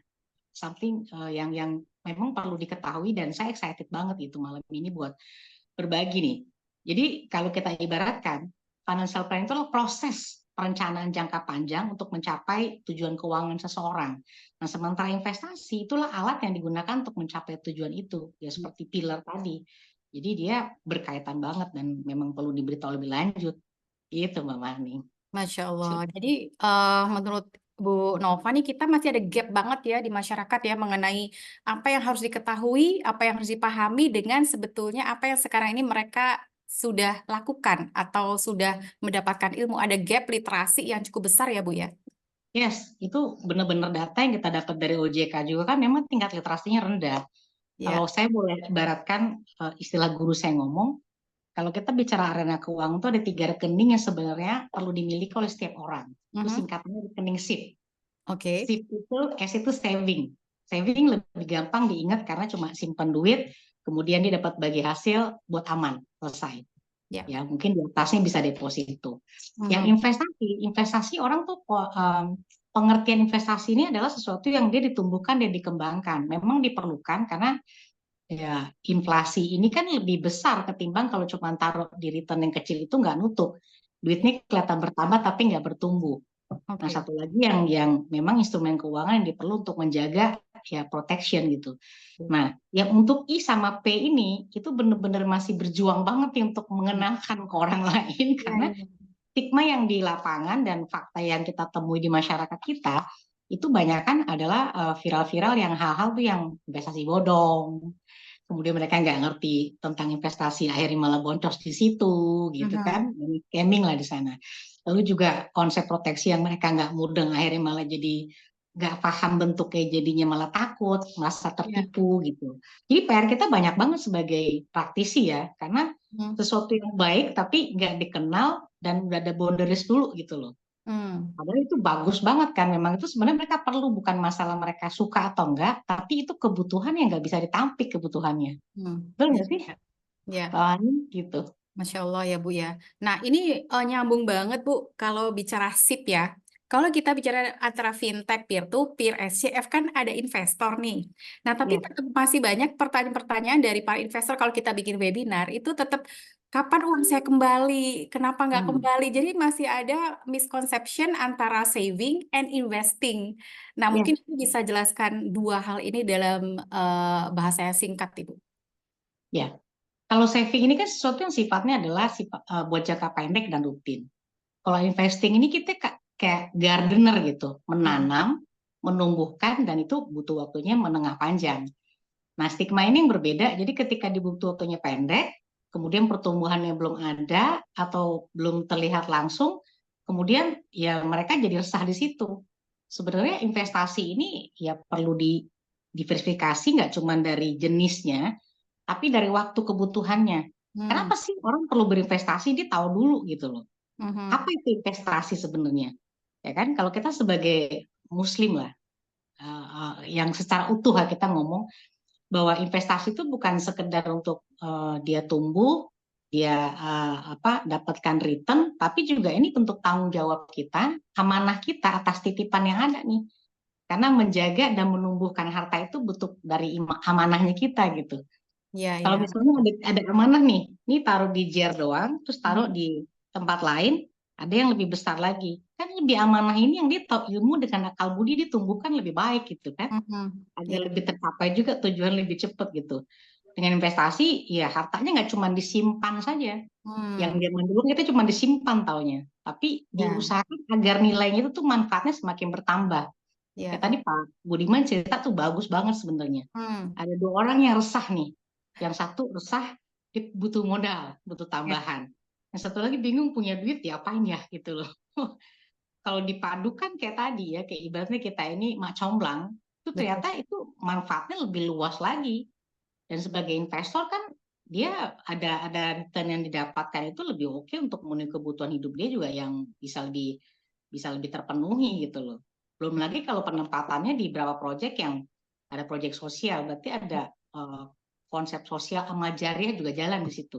Ya. Lagi kontribusi pada ekonomi itu langsung berjalan ya. Kalau kita kan bentuknya air didiemin aja kan dia jadi keruh gitu. Tapi kalau mengalir ya dilakukan secara syariah dan kontribusi pertumbuhan ekonomi itu langsung dirasakan sehat gitu. Masya Jadi Allah. gemes, gregetan pengen kasih taunya itu gimana ya biar nyambung gitu. Jadi kayaknya Baik, itu sesinya panjang, Bu. Jadi yes, bukan betul. hanya sebentar ya. Ini sayang banget waktu kita sebentar, jadi nggak bisa Ya. panjang-panjang. Nah, tadi Ibu menyebutkan mengenai diversifikasi investasi nih. Jadi apa yang dimaksud dengan diversifikasi investasi dalam konteks ekonomi syariah, Bu? Dan mengapa itu penting dalam era teknologi sekarang? Ya, kalau kita analogikan itu adalah telur dalam satu keranjang, dia perlu disebar. Biar nggak jatuh, tublek satu keranjang selesai semua. Dengan menyebarkan investasi pada berbagai jenis aset yang sesuai dengan prinsip syariah tadi yang dibicarakan itu, tujuannya nggak cuma memaksimalkan untung loh, tapi menjaga keberlangsungannya juga, gitu kan? Jadi misalkan ada diversifikasi ini bisa banyak nih, bisa sektornya, gitu kan? Bisa butuhnya kapan, gitu, atau jenisnya. Kalau misalnya satu dia sedang tidak bertumbuh, yang lainnya dia bertumbuh, jadi kan mengurangi dampak kerugiannya juga. Ya. Namun juga, misalnya contoh saya punya duit 100 juta seseorang, daripada saya cuma taruh satu di retail, kemudian nggak bertumbuh, hilang tuh duitnya. Kenapa nggak dipecah menjadi beberapa instrumen gitu, yang bidangnya? Oh, saya belajar dulu nih, daripada 100 juta hilang dan air kapok nggak berani lagi gitu kan. Tapi kalau misal dipecah menjadi 5 tempat, kelihatan tuh ada pertumbuhannya. Oh, saya punya nyali nih, itu pengalaman saya pribadi. Itu takut-takut saya punya duit, diapain ya nggak berani, cuman simpen aja deh, eman-eman gitu. Tapi begitu tahu ilmunya, coba yang paling ada stepnya dulu ibaratnya. Memang perlu ada proses waktu dulu untuk merasakan experience-nya. Bayangkan kayak naik tangga gitu kan. Jadi tangga ini adalah tangga risk profile juga sih. Mostly mungkin konservatif. Ketika ada ilmu dia jadi moderat. Ketika makin paham dia jadi agresif gitu. Jadi ya kenapa dia perlu dilakukan yang tadi itu untuk mengoptimalkan dia punya return, kemudian juga mitigasi dia punya resiko, kemudian juga dia juga manfaatnya lebih luas gitu, nggak cuma di satu aja tempatnya. Masya Allah. Wah, ini keren banget nih. Nah, Bu, tadi kan ada beberapa jenis instrumen ya untuk diversifikasi. Kalau menurut Ibu apa saja sih contoh instrumen tersebut di khusus investasi syariah yang dapat dipilih? Ya, kalau ibaratnya tangga tadi ya, kalau level kita baru belajar gitu, ya mungkin setelah saving dia ke deposito. Hasil depositonya mungkin coba dulu ke reksadana, gitu kan? Habis ke reksadana mungkin bisa ke sukuk nih, ada hasilnya. Lalu baru ke saham. Nah, ibaratnya kalau dia punya nyali nggak nih? Kalau kayak tadi beli mobil naik sendiri belum bisa belajar nyetir, bisa berantakan. Better saya beli mobil sama sopirnya deh gitu loh. Itu analoginya kita pakai reksadana gitu kan. Kemudian juga ada tadi kan selain yang konservatif ada emas properti, tadi juga ada sekarang ini kan banyak platformnya fintech udah ada ya, kayak peer to peer lending gitu, kayak SCF yang tadi dibicarakan di awal. Itu udah jadi step-step yang perlu diketahui dan bisa dijajal akhirnya. Dan memang harus ada experience sih, karena even dia dapat banyak informasi yang bagus sekalipun, enggak saya nggak berani. Mungkin itu bagus buat Mbak Haning pinter banget, dia jago memang bidangnya fintech gitu. Kalau saya enggak gitu. Saya sini aja deh. Karena mereka memang perlu proses waktu. Saya bilang mereka tuh bagian dari saya juga gitu. It takes time for me to decide. Saya harus oke gitu. Cobain deh 5% dulu, 10% pas lihat dia bertumbuh. ini oke loh gitu. Terus yang waktunya yang pendek-pendek kelihatan langsung ada hasilnya bagus. Saya juga ada akhirnya berani ngambil yang crowdfunding gitu loh. Peer to peer. Oke. Oh gitu ya. Ketika punya experience akhirnya tadi investasi syariah ini jadi lebih beragam, kebayang kayak punya kebun. Ada yang numbuh berbunga happy gitu ya. Tapi yang perlu ada waktu yang kita pelajari.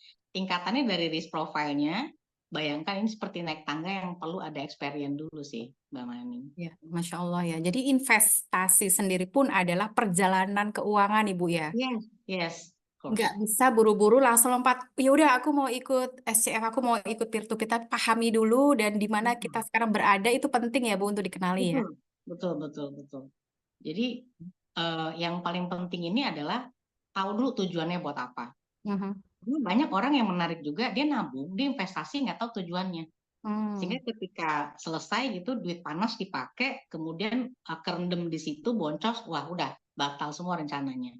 Alangkah indahnya misalnya untuk tujuan yang menengah panjang, ada sedikit risiko yang moderat atau yang panjang, dia akan aman karena duit dingin yang dipakai kan. Itu Ya. oke. Kemudian yang jangka pendeknya dia pakai sesuatu yang memang lebih mudah dicairkan juga gitu. Mungkin tingkat returnnya nggak terlalu tinggi. Jadi ketika tahu risk profilingnya, kemudian tahu butuhnya buat jangka waktu kapan, ini butuh pendek kah, menengah kah, panjang, tentunya penempatannya beda gitu. Kayak tanaman aja, kalau yang dikecambah ya bentaran doang. Tapi kalau yang perlu take a month atau yang dia lebih years gitu, kayak kelapa sawit kan dia punya karakteristik sendiri tuh.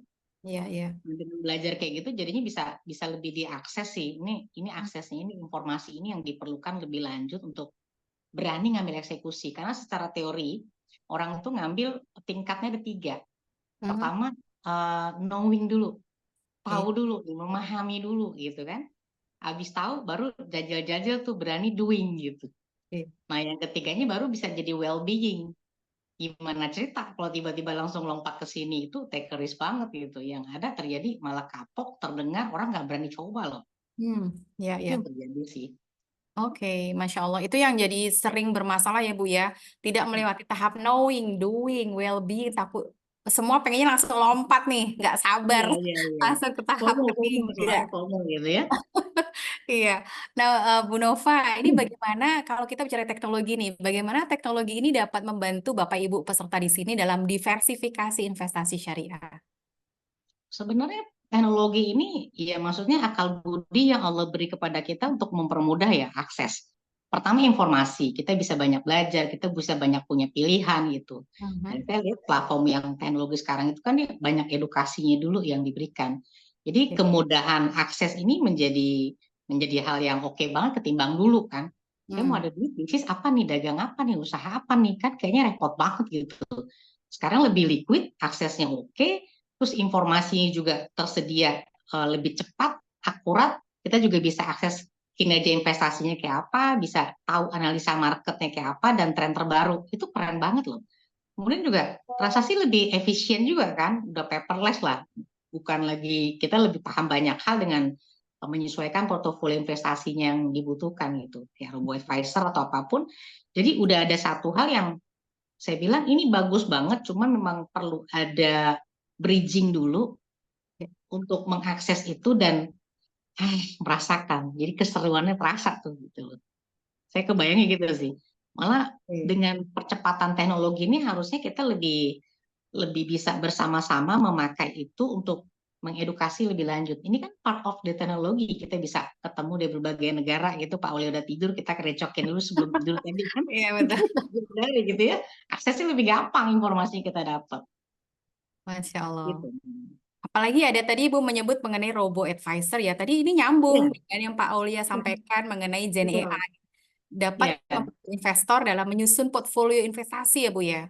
Yes. Jadi bisa sesuai dengan profil risiko dan tujuan keuangan. Kan di situ ada, sebelum kita lakuin kan kita belajar dulu. Profil risikonya kan ditanya dulu kan. Penanggung risikonya sanggup berapa tuh kelihatan tuh. Sehingga ada suggest di situ. Oh, seorang tipikal Nova ini nih dia konservatif nih. Tapi kalau untuk yang saran menengah panjang ada moderat yang diberikan dengan saran yang tetap risiko dia. Walaupun tengah-tengah profil risiko ini bisa berubah karena experience ya. Tapi cepet gitu loh. Perannya robo advisor tadi itu benar-benar ngebantu banget. Oh, Karena langsung ada saran, langsung dibantuin nyusun portofolio investasinya, sehingga tujuan keuangan juga bisa langsung terlihat perkembangannya di situ. Masya Saya Allah. ngerasain sih, seru banget jadinya. Iya, benar-benar menambah warna ya, Bu ya. Yes. Allah. Nah, menurut Bu Nova nih, apa saja sih yang perlu dipertimbangkan? Pertimbangan penting dalam melakukan diversifikasi investasi syariah di era teknologi nih, Bu. Ya, balik ke basic lagi. Pertama, tahu dulu tujuan keuangannya apa. Ini Oke. buat apa sih? Buat sekolah kah? Buat naik haji kah? Buat beli rumah kah? Atau mau beli Hmm, mobil kah? Ada tujuannya kan? Oke. Ketika tujuan, kita bisa tahu juga. Kedua adalah profil resikonya. Ini Mhm. evaluasi tingkat toleransi resiko yang bisa diterima. Lalu Oke. memang perlu ilmu pengetahuan, pelajari instrumen investasi syariah yang prinsip-prinsip yang mendasar itu seperti apa, perlu lebih digaungkan dan disepakati. Karena juga mikir, aduh syariah kayaknya returnnya lebih kecil deh. Saya prefer yang sana aja dia lebih gedean dikit gitu. Oke. Karena belum mendapatkan akses pengetahuan yang lebih sehingga belum jadi well-being gitu. Hmm. Lalu ya juga tentunya perlu memilih platform yang terpercaya. Kayak tadi kan kita bisa tahu ya, platform investasi ini tuh udah digunakan, udah terdaftar belum, diawasi nggak oleh otoritas yang berwenang. Nah, kalau misalnya masih bingung buat menentukan action-nya, bisa ya konsultasi dengan ahli, itulah financial planner untuk bisa mendorong agar dia bisa lebih cepat melakukan rencana dan action gitu di inklusi produk yang tepat berdasarkan kebutuhannya klien kita gitu. Ya, Kayak ya. gitu sih Mbak Naning. Masya Allah. Tadi Ibu menyebut sedikit mengenai harus paham prinsip-prinsip syariah nih pada saat kita investasi. Nah, ini bagaimana caranya kita menjaga keseimbangan antara kejar cuan dan menjaga supaya nilai-nilai syariah itu kita tetap kita pegang, Bu. Ya, ya ini jadi PR, jadi fakta. Namun sederhananya adalah memilih instrumen syariah ini pastikan setiap instrumen itu tidak bertentangan dengan nilai Islam. Tadi Pak Aulia udah ngomong ya, yang singkatan dulu dibilangnya maghrib gitu. Ya, walaupun Muslim kebanyakan juga yang saya kenal ya di tingkat-tingkat yang klien saya, emang apa sih riba itu? Apa sih horor itu? Apa sih maisir itu? Itu juga masih barang aneh gitu, perlu di-explain lagi. Kalau ketika Allah memberikan sesuatu yang baik buat kita, kan kebaikannya buat kita. Pasti ada dampak dan aspek-aspek tertentunya. Lalu juga memperhatikan aspek sosial dan lingkungan. Artinya gini, pilih perusahaan atau proyek yang memiliki dampak positif. Kalau syariah ini kan dia sifatnya akan ada banyak kebaikan, nggak cuma sekedar cuan gitu. Nah, ketika dia knowing, kemudian dia doing, baru well-being.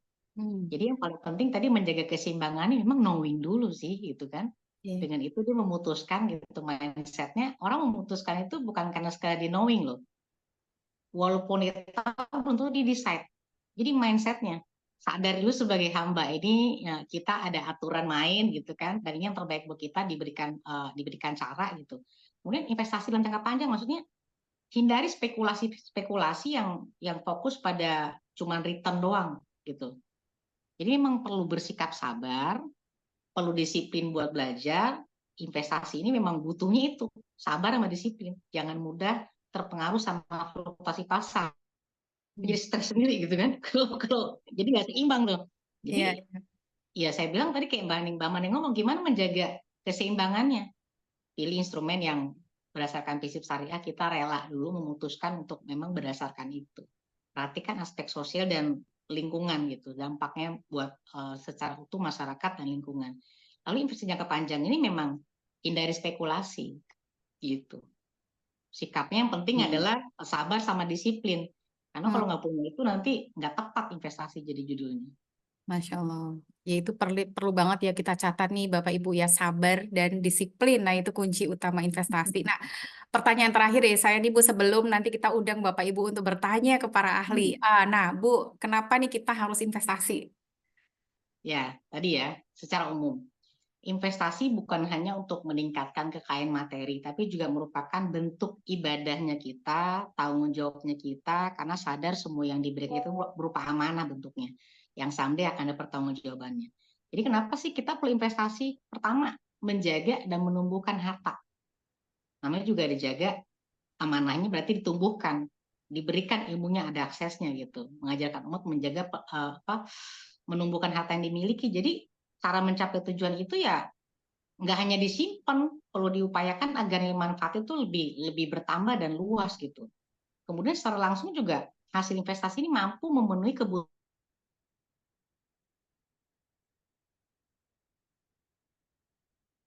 Apakah saya yang hanya freeze atau Ibu Nova yang freeze ya? Bu Nova Ibu yang Nova, freeze. Ibu. Oh, baik.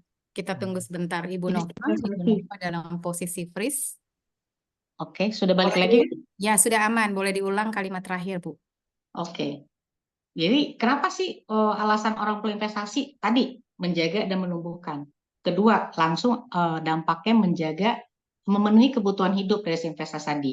Bisa buat sekolah anak, bisa dia buat haji, bisa buat lebih ibadah, menghadapi kondisi darurat, gitu kan, dari hasilnya. Kemudian beramal jariah, kalau jenis investasinya itu pada proyek-proyek yang memang menghasilkan pahala yang terus mengalir gitu. Ya kayak Usman lah, orang udah nggak ada tapi pahalanya ugal-ugalan gitu kan, meskipun udah jauh beliau meninggal dunia. Dan yang terpenting adalah kontribusi pada perekonomian jadinya. Investasi yang dilakukan secara syariah itu dapat berkontribusi pada pertumbuhan ekonomi yang sehat dan berkeadilan gitu. Jadi rasanya kayaknya marem gitu ya, nggak cuma numbuh, nggak cuma berkah, tapi Masya Allah tuh ketenangan dan dampaknya juga langsung terasa untuk kontribusi secara umum. Gitu Mbak Nani. Masya Allah. Wow, ini luar biasa nih sesinya. Belajar banyak dari 3 pembicara yang ahli di bidang masing-masing, Masya Allah. Dan Bapak Ibu, kita buka sesi pertanyaan untuk Pak Budiman dan Ibu Nova. Nah, silahkan raise hand untuk yang ingin langsung bertanya kepada beliau. Sambil menunggu, saya akan bacakan ada pertanyaan nih, Bu, di chat. Sepertinya ini pertanyaan untuk Ibu Nova nih. Terkait financial planning melalui investment, ini pertanyaan dari Mas Noval Uin, Pak Noval Uin ya, Uin Antasari. Nah, terkait financial planning melalui investment dengan 100% penghasilan per bulan, berapa persen sih yang aman dan nyaman untuk dialokasikan untuk investasi jangka pendek maupun jangka panjang? Oke, kalau kita belajar mengalokasi ya, kita di kelas Islamic Financial Planner. Dulu nggak ngerti berapa yang harus disimpan, tapi minimal kalau hitungan yang kita pelajari ini, kita sisihkan itu minimum 10%. Kata-kata minimum ini artinya bisa dioptimalkan. Jadi kalau kita diberikan rezeki sama Allah itu, ada manual istilahnya, kalau guru saya bilang, kita tunaikan dulu hak pertama itu adalah haknya Allah dan sesama dulu. Ziswak dulu, itu 2,5-10%.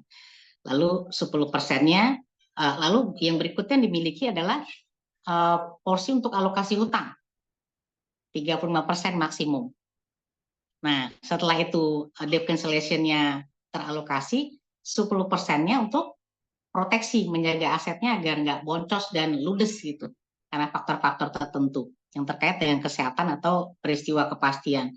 Lalu 10%-nya siapkan hak untuk masa hadapan, itu investasi. Artinya kalau dia nggak punya hutang gitu, bisa lebih besar porsi investasinya. Nah, itu konsep sisih yang di awal, baru sisanya digunakan untuk kebutuhan dan gaya hidup. Idealnya seperti itu sih. Semoga bisa menjawab, Pak. Idealnya setiap persentase ini tergantung dari tujuan keuangannya sama kondisi keuangannya kayak apa.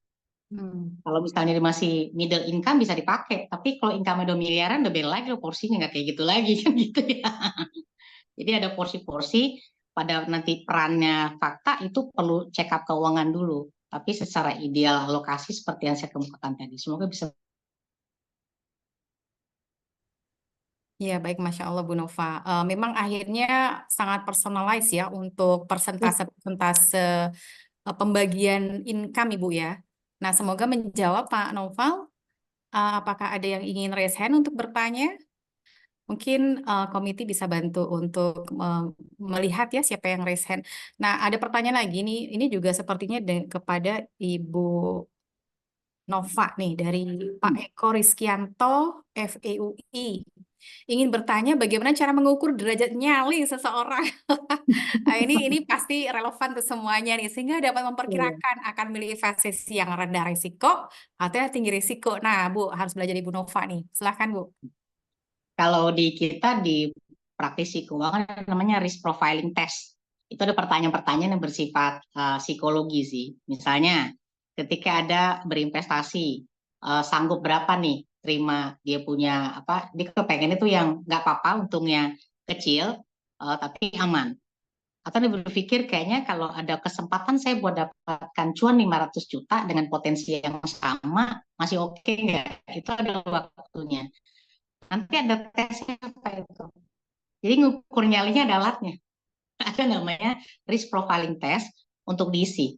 Jadi bisa kelihatan dari situ behaviornya, perilakunya kita, emosinya kita berdasarkan experience kayak apa. Jadi nggak usah dipikirin, kita ketemuan, nanti lakukan isi tes, oh jadi ngerti. Ada saran-saran di situ yang bisa dilakukan. Semoga bisa menjawab, Pak. Makasih, Bu. Ukur nyali gitu ya, seru juga. Seru juga istilahnya ukur nyali. Iya, ukur apa namanya ngukur nyali. Nah, Bapak Ibu silahkan, kita masih ada beberapa saat untuk tanya jawab.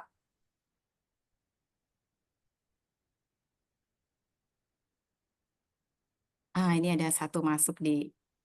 Nah, oke. Nah, ini pertanyaan buat Pak Budiman. Pak Budiman, are you there? Yes, Pak Budiman Ya, is alhamdulillah. standby, Masya Allah.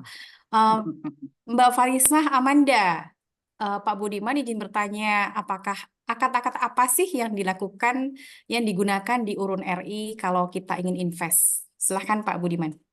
Ya, sebelum masuk ke jawaban pertanyaan, menurut saya terima kasih ke Bu Nova, insight-nya luar biasa itu. Kita dapat tahapan bagaimana mengkomunikasikan ke investor, bagaimana from knowing, terus habis itu start doing, and then well-being, very good steps gitu ya.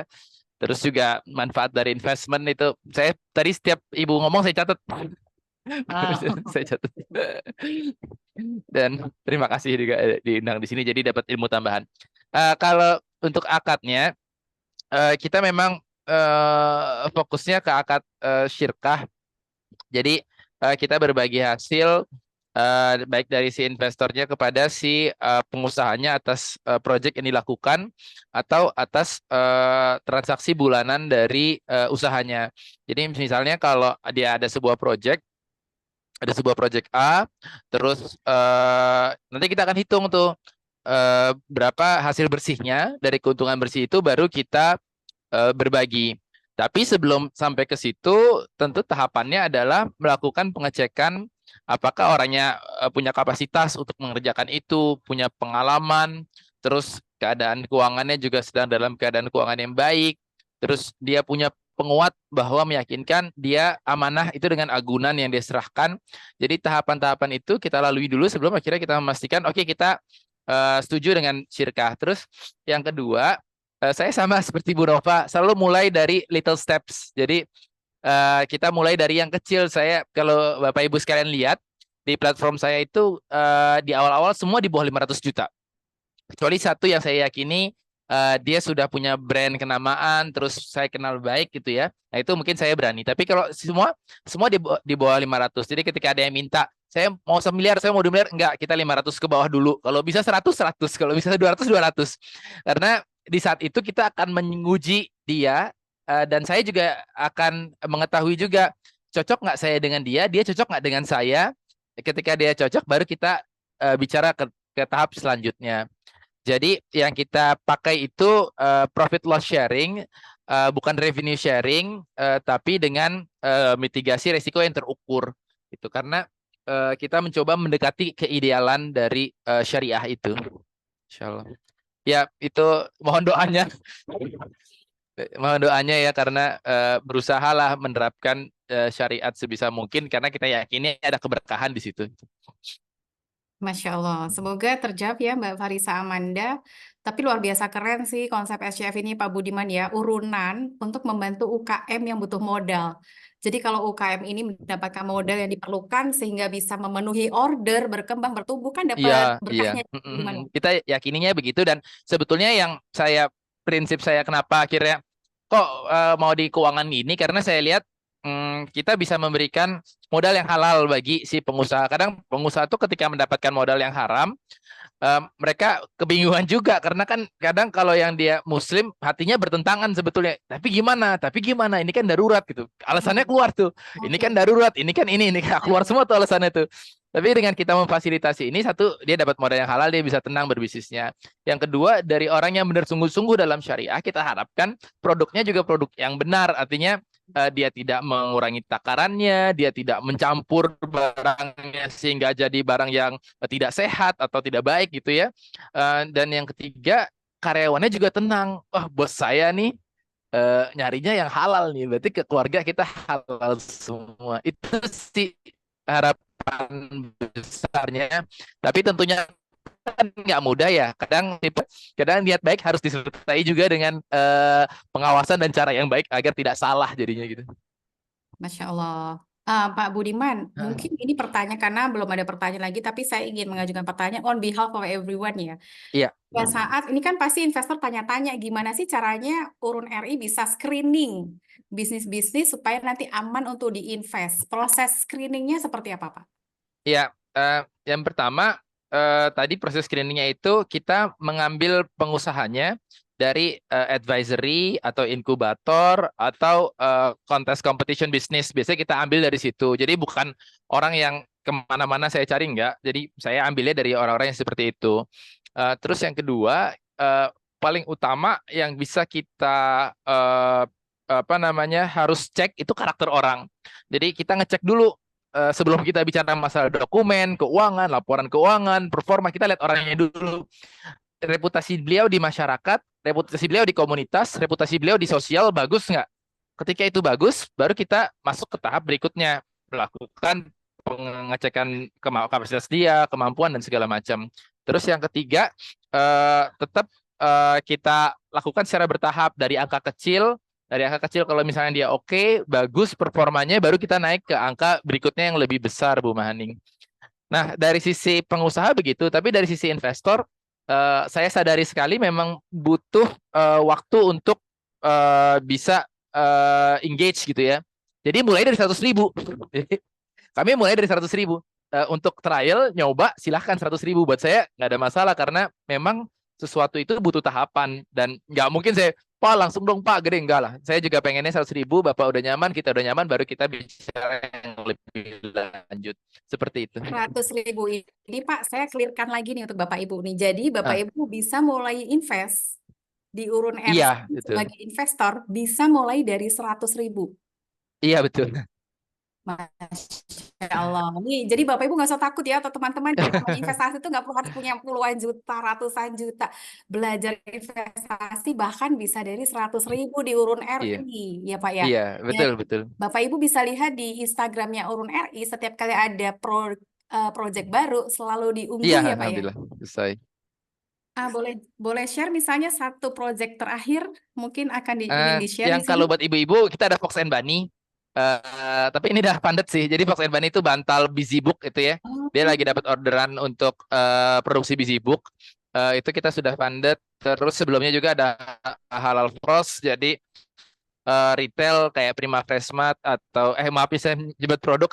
Tapi kita masuk ke situ retail juga. Terus yang terakhir ini ada Matrix Inspira. Kalau Matrix Inspira ini dia pengadaan metal detektor untuk gedung perkantoran gitu ya. Dan si bayarnya sudah DP 50%. Jadi ya insya Allah sih, karena juga pengusahanya sudah pengalaman, mungkin sudah saya lupa hampir 8 atau 10 tahun gitu. Jadi pengusaha senior kan, bukan baru atau startup. Jadi sih itu yang terakhir, yang terbaru. Oke, Masya Allah.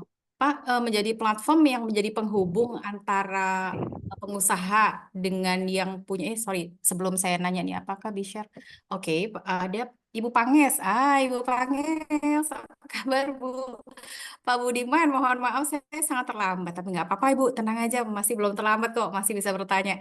Apakah bisa di-share semacam prospektus produk Urun yang masih on progress di grup SF? Di grup, ya.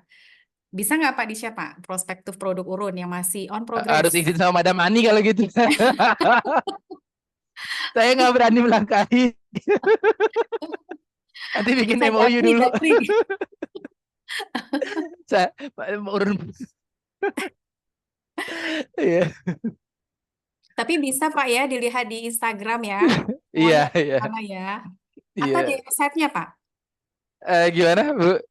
Bisa dilihat di website kan ya yang Di masih on-premise. Iya, di urunstripri.id.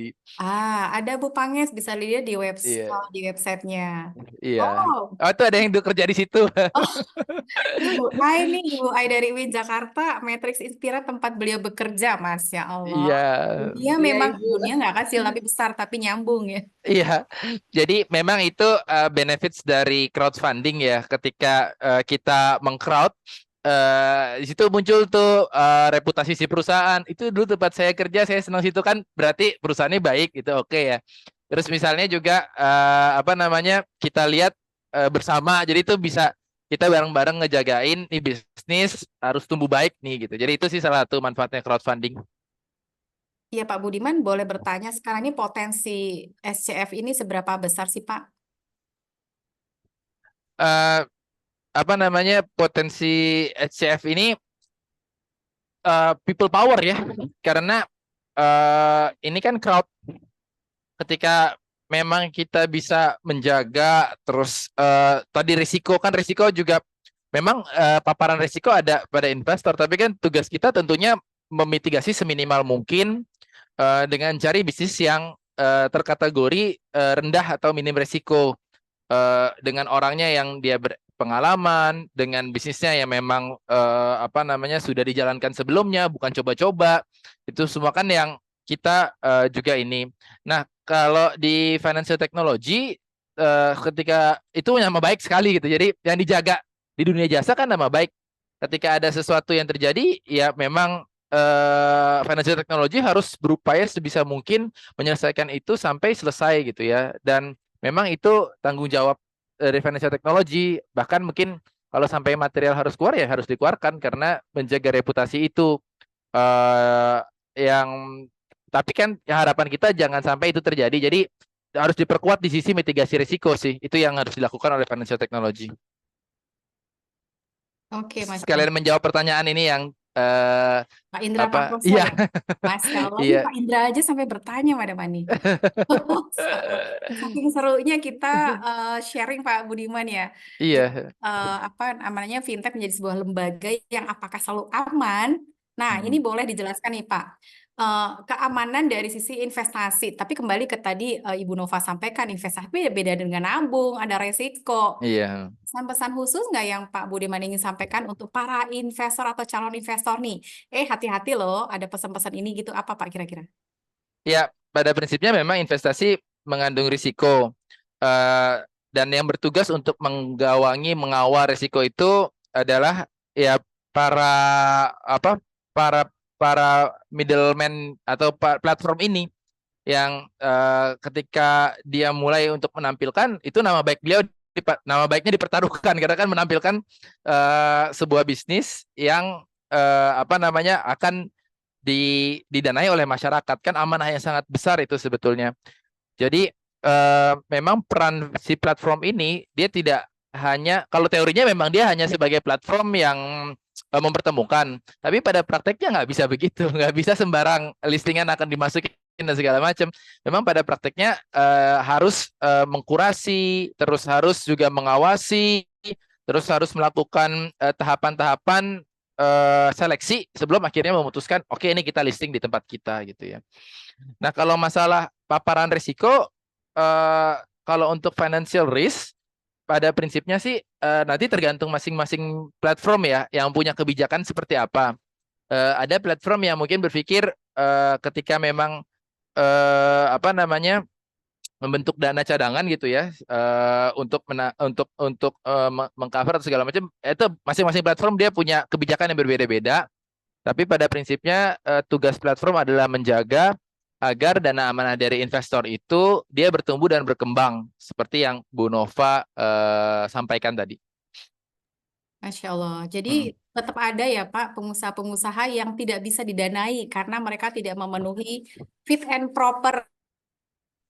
Banyak Bu Maning, dari 100 mungkin yang kita ambil itu kemarin itu paling cuma 5 atau cuman 3 atau cuma 4 gitu, banyak tolak gitu, banyak juga kayak Masya gitu. Allah.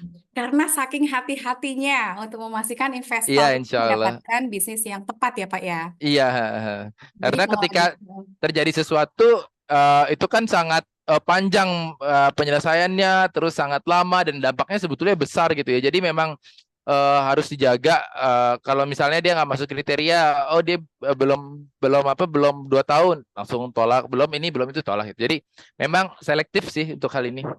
Masya Allah. Jadi Insya tetap Allah. kualitas diutamakan. Iya, Ini kembali lagi nih kalau bicara bisnis amanah, insya Allah gitu ya Pak ya, harus iya, keselamatan investor ya Pak ya. iya betul. Masya Allah. Bapak Ibu, apakah ada yang masih ingin bertanya kepada Pak Budiman dan Ibu Nova? Ini speechless semua nih, saking penjelasannya luar biasa dari Bapak Ibu. Oke, kalau tidak ada, mungkin baik Pak Budiman, Masya Allah nih, thank you very much Pak Aulia, Pak Budiman, Ibu Nova untuk your insightful sharing tonight. Mungkin dari Pak Budiman ada closing statement? Saya sih melihat bahwa keuangan syariah ini menjadi sebuah darah ya bagi pengusaha, dan platform yang berkembang sekarang ini menjadi fasilitas biar uang itu tidak beredar di beberapa kalangan tertentu aja. Jadi semua orang bisa menikmati hasil dari sebuah investasi secara real, namun dengan risiko dan tim ahli yang sudah mengkurasi gitu. Jadi harapan saya sih edukasi dan literasi oleh para financial planner, dan juga masukan, tentunya kami butuh masukan.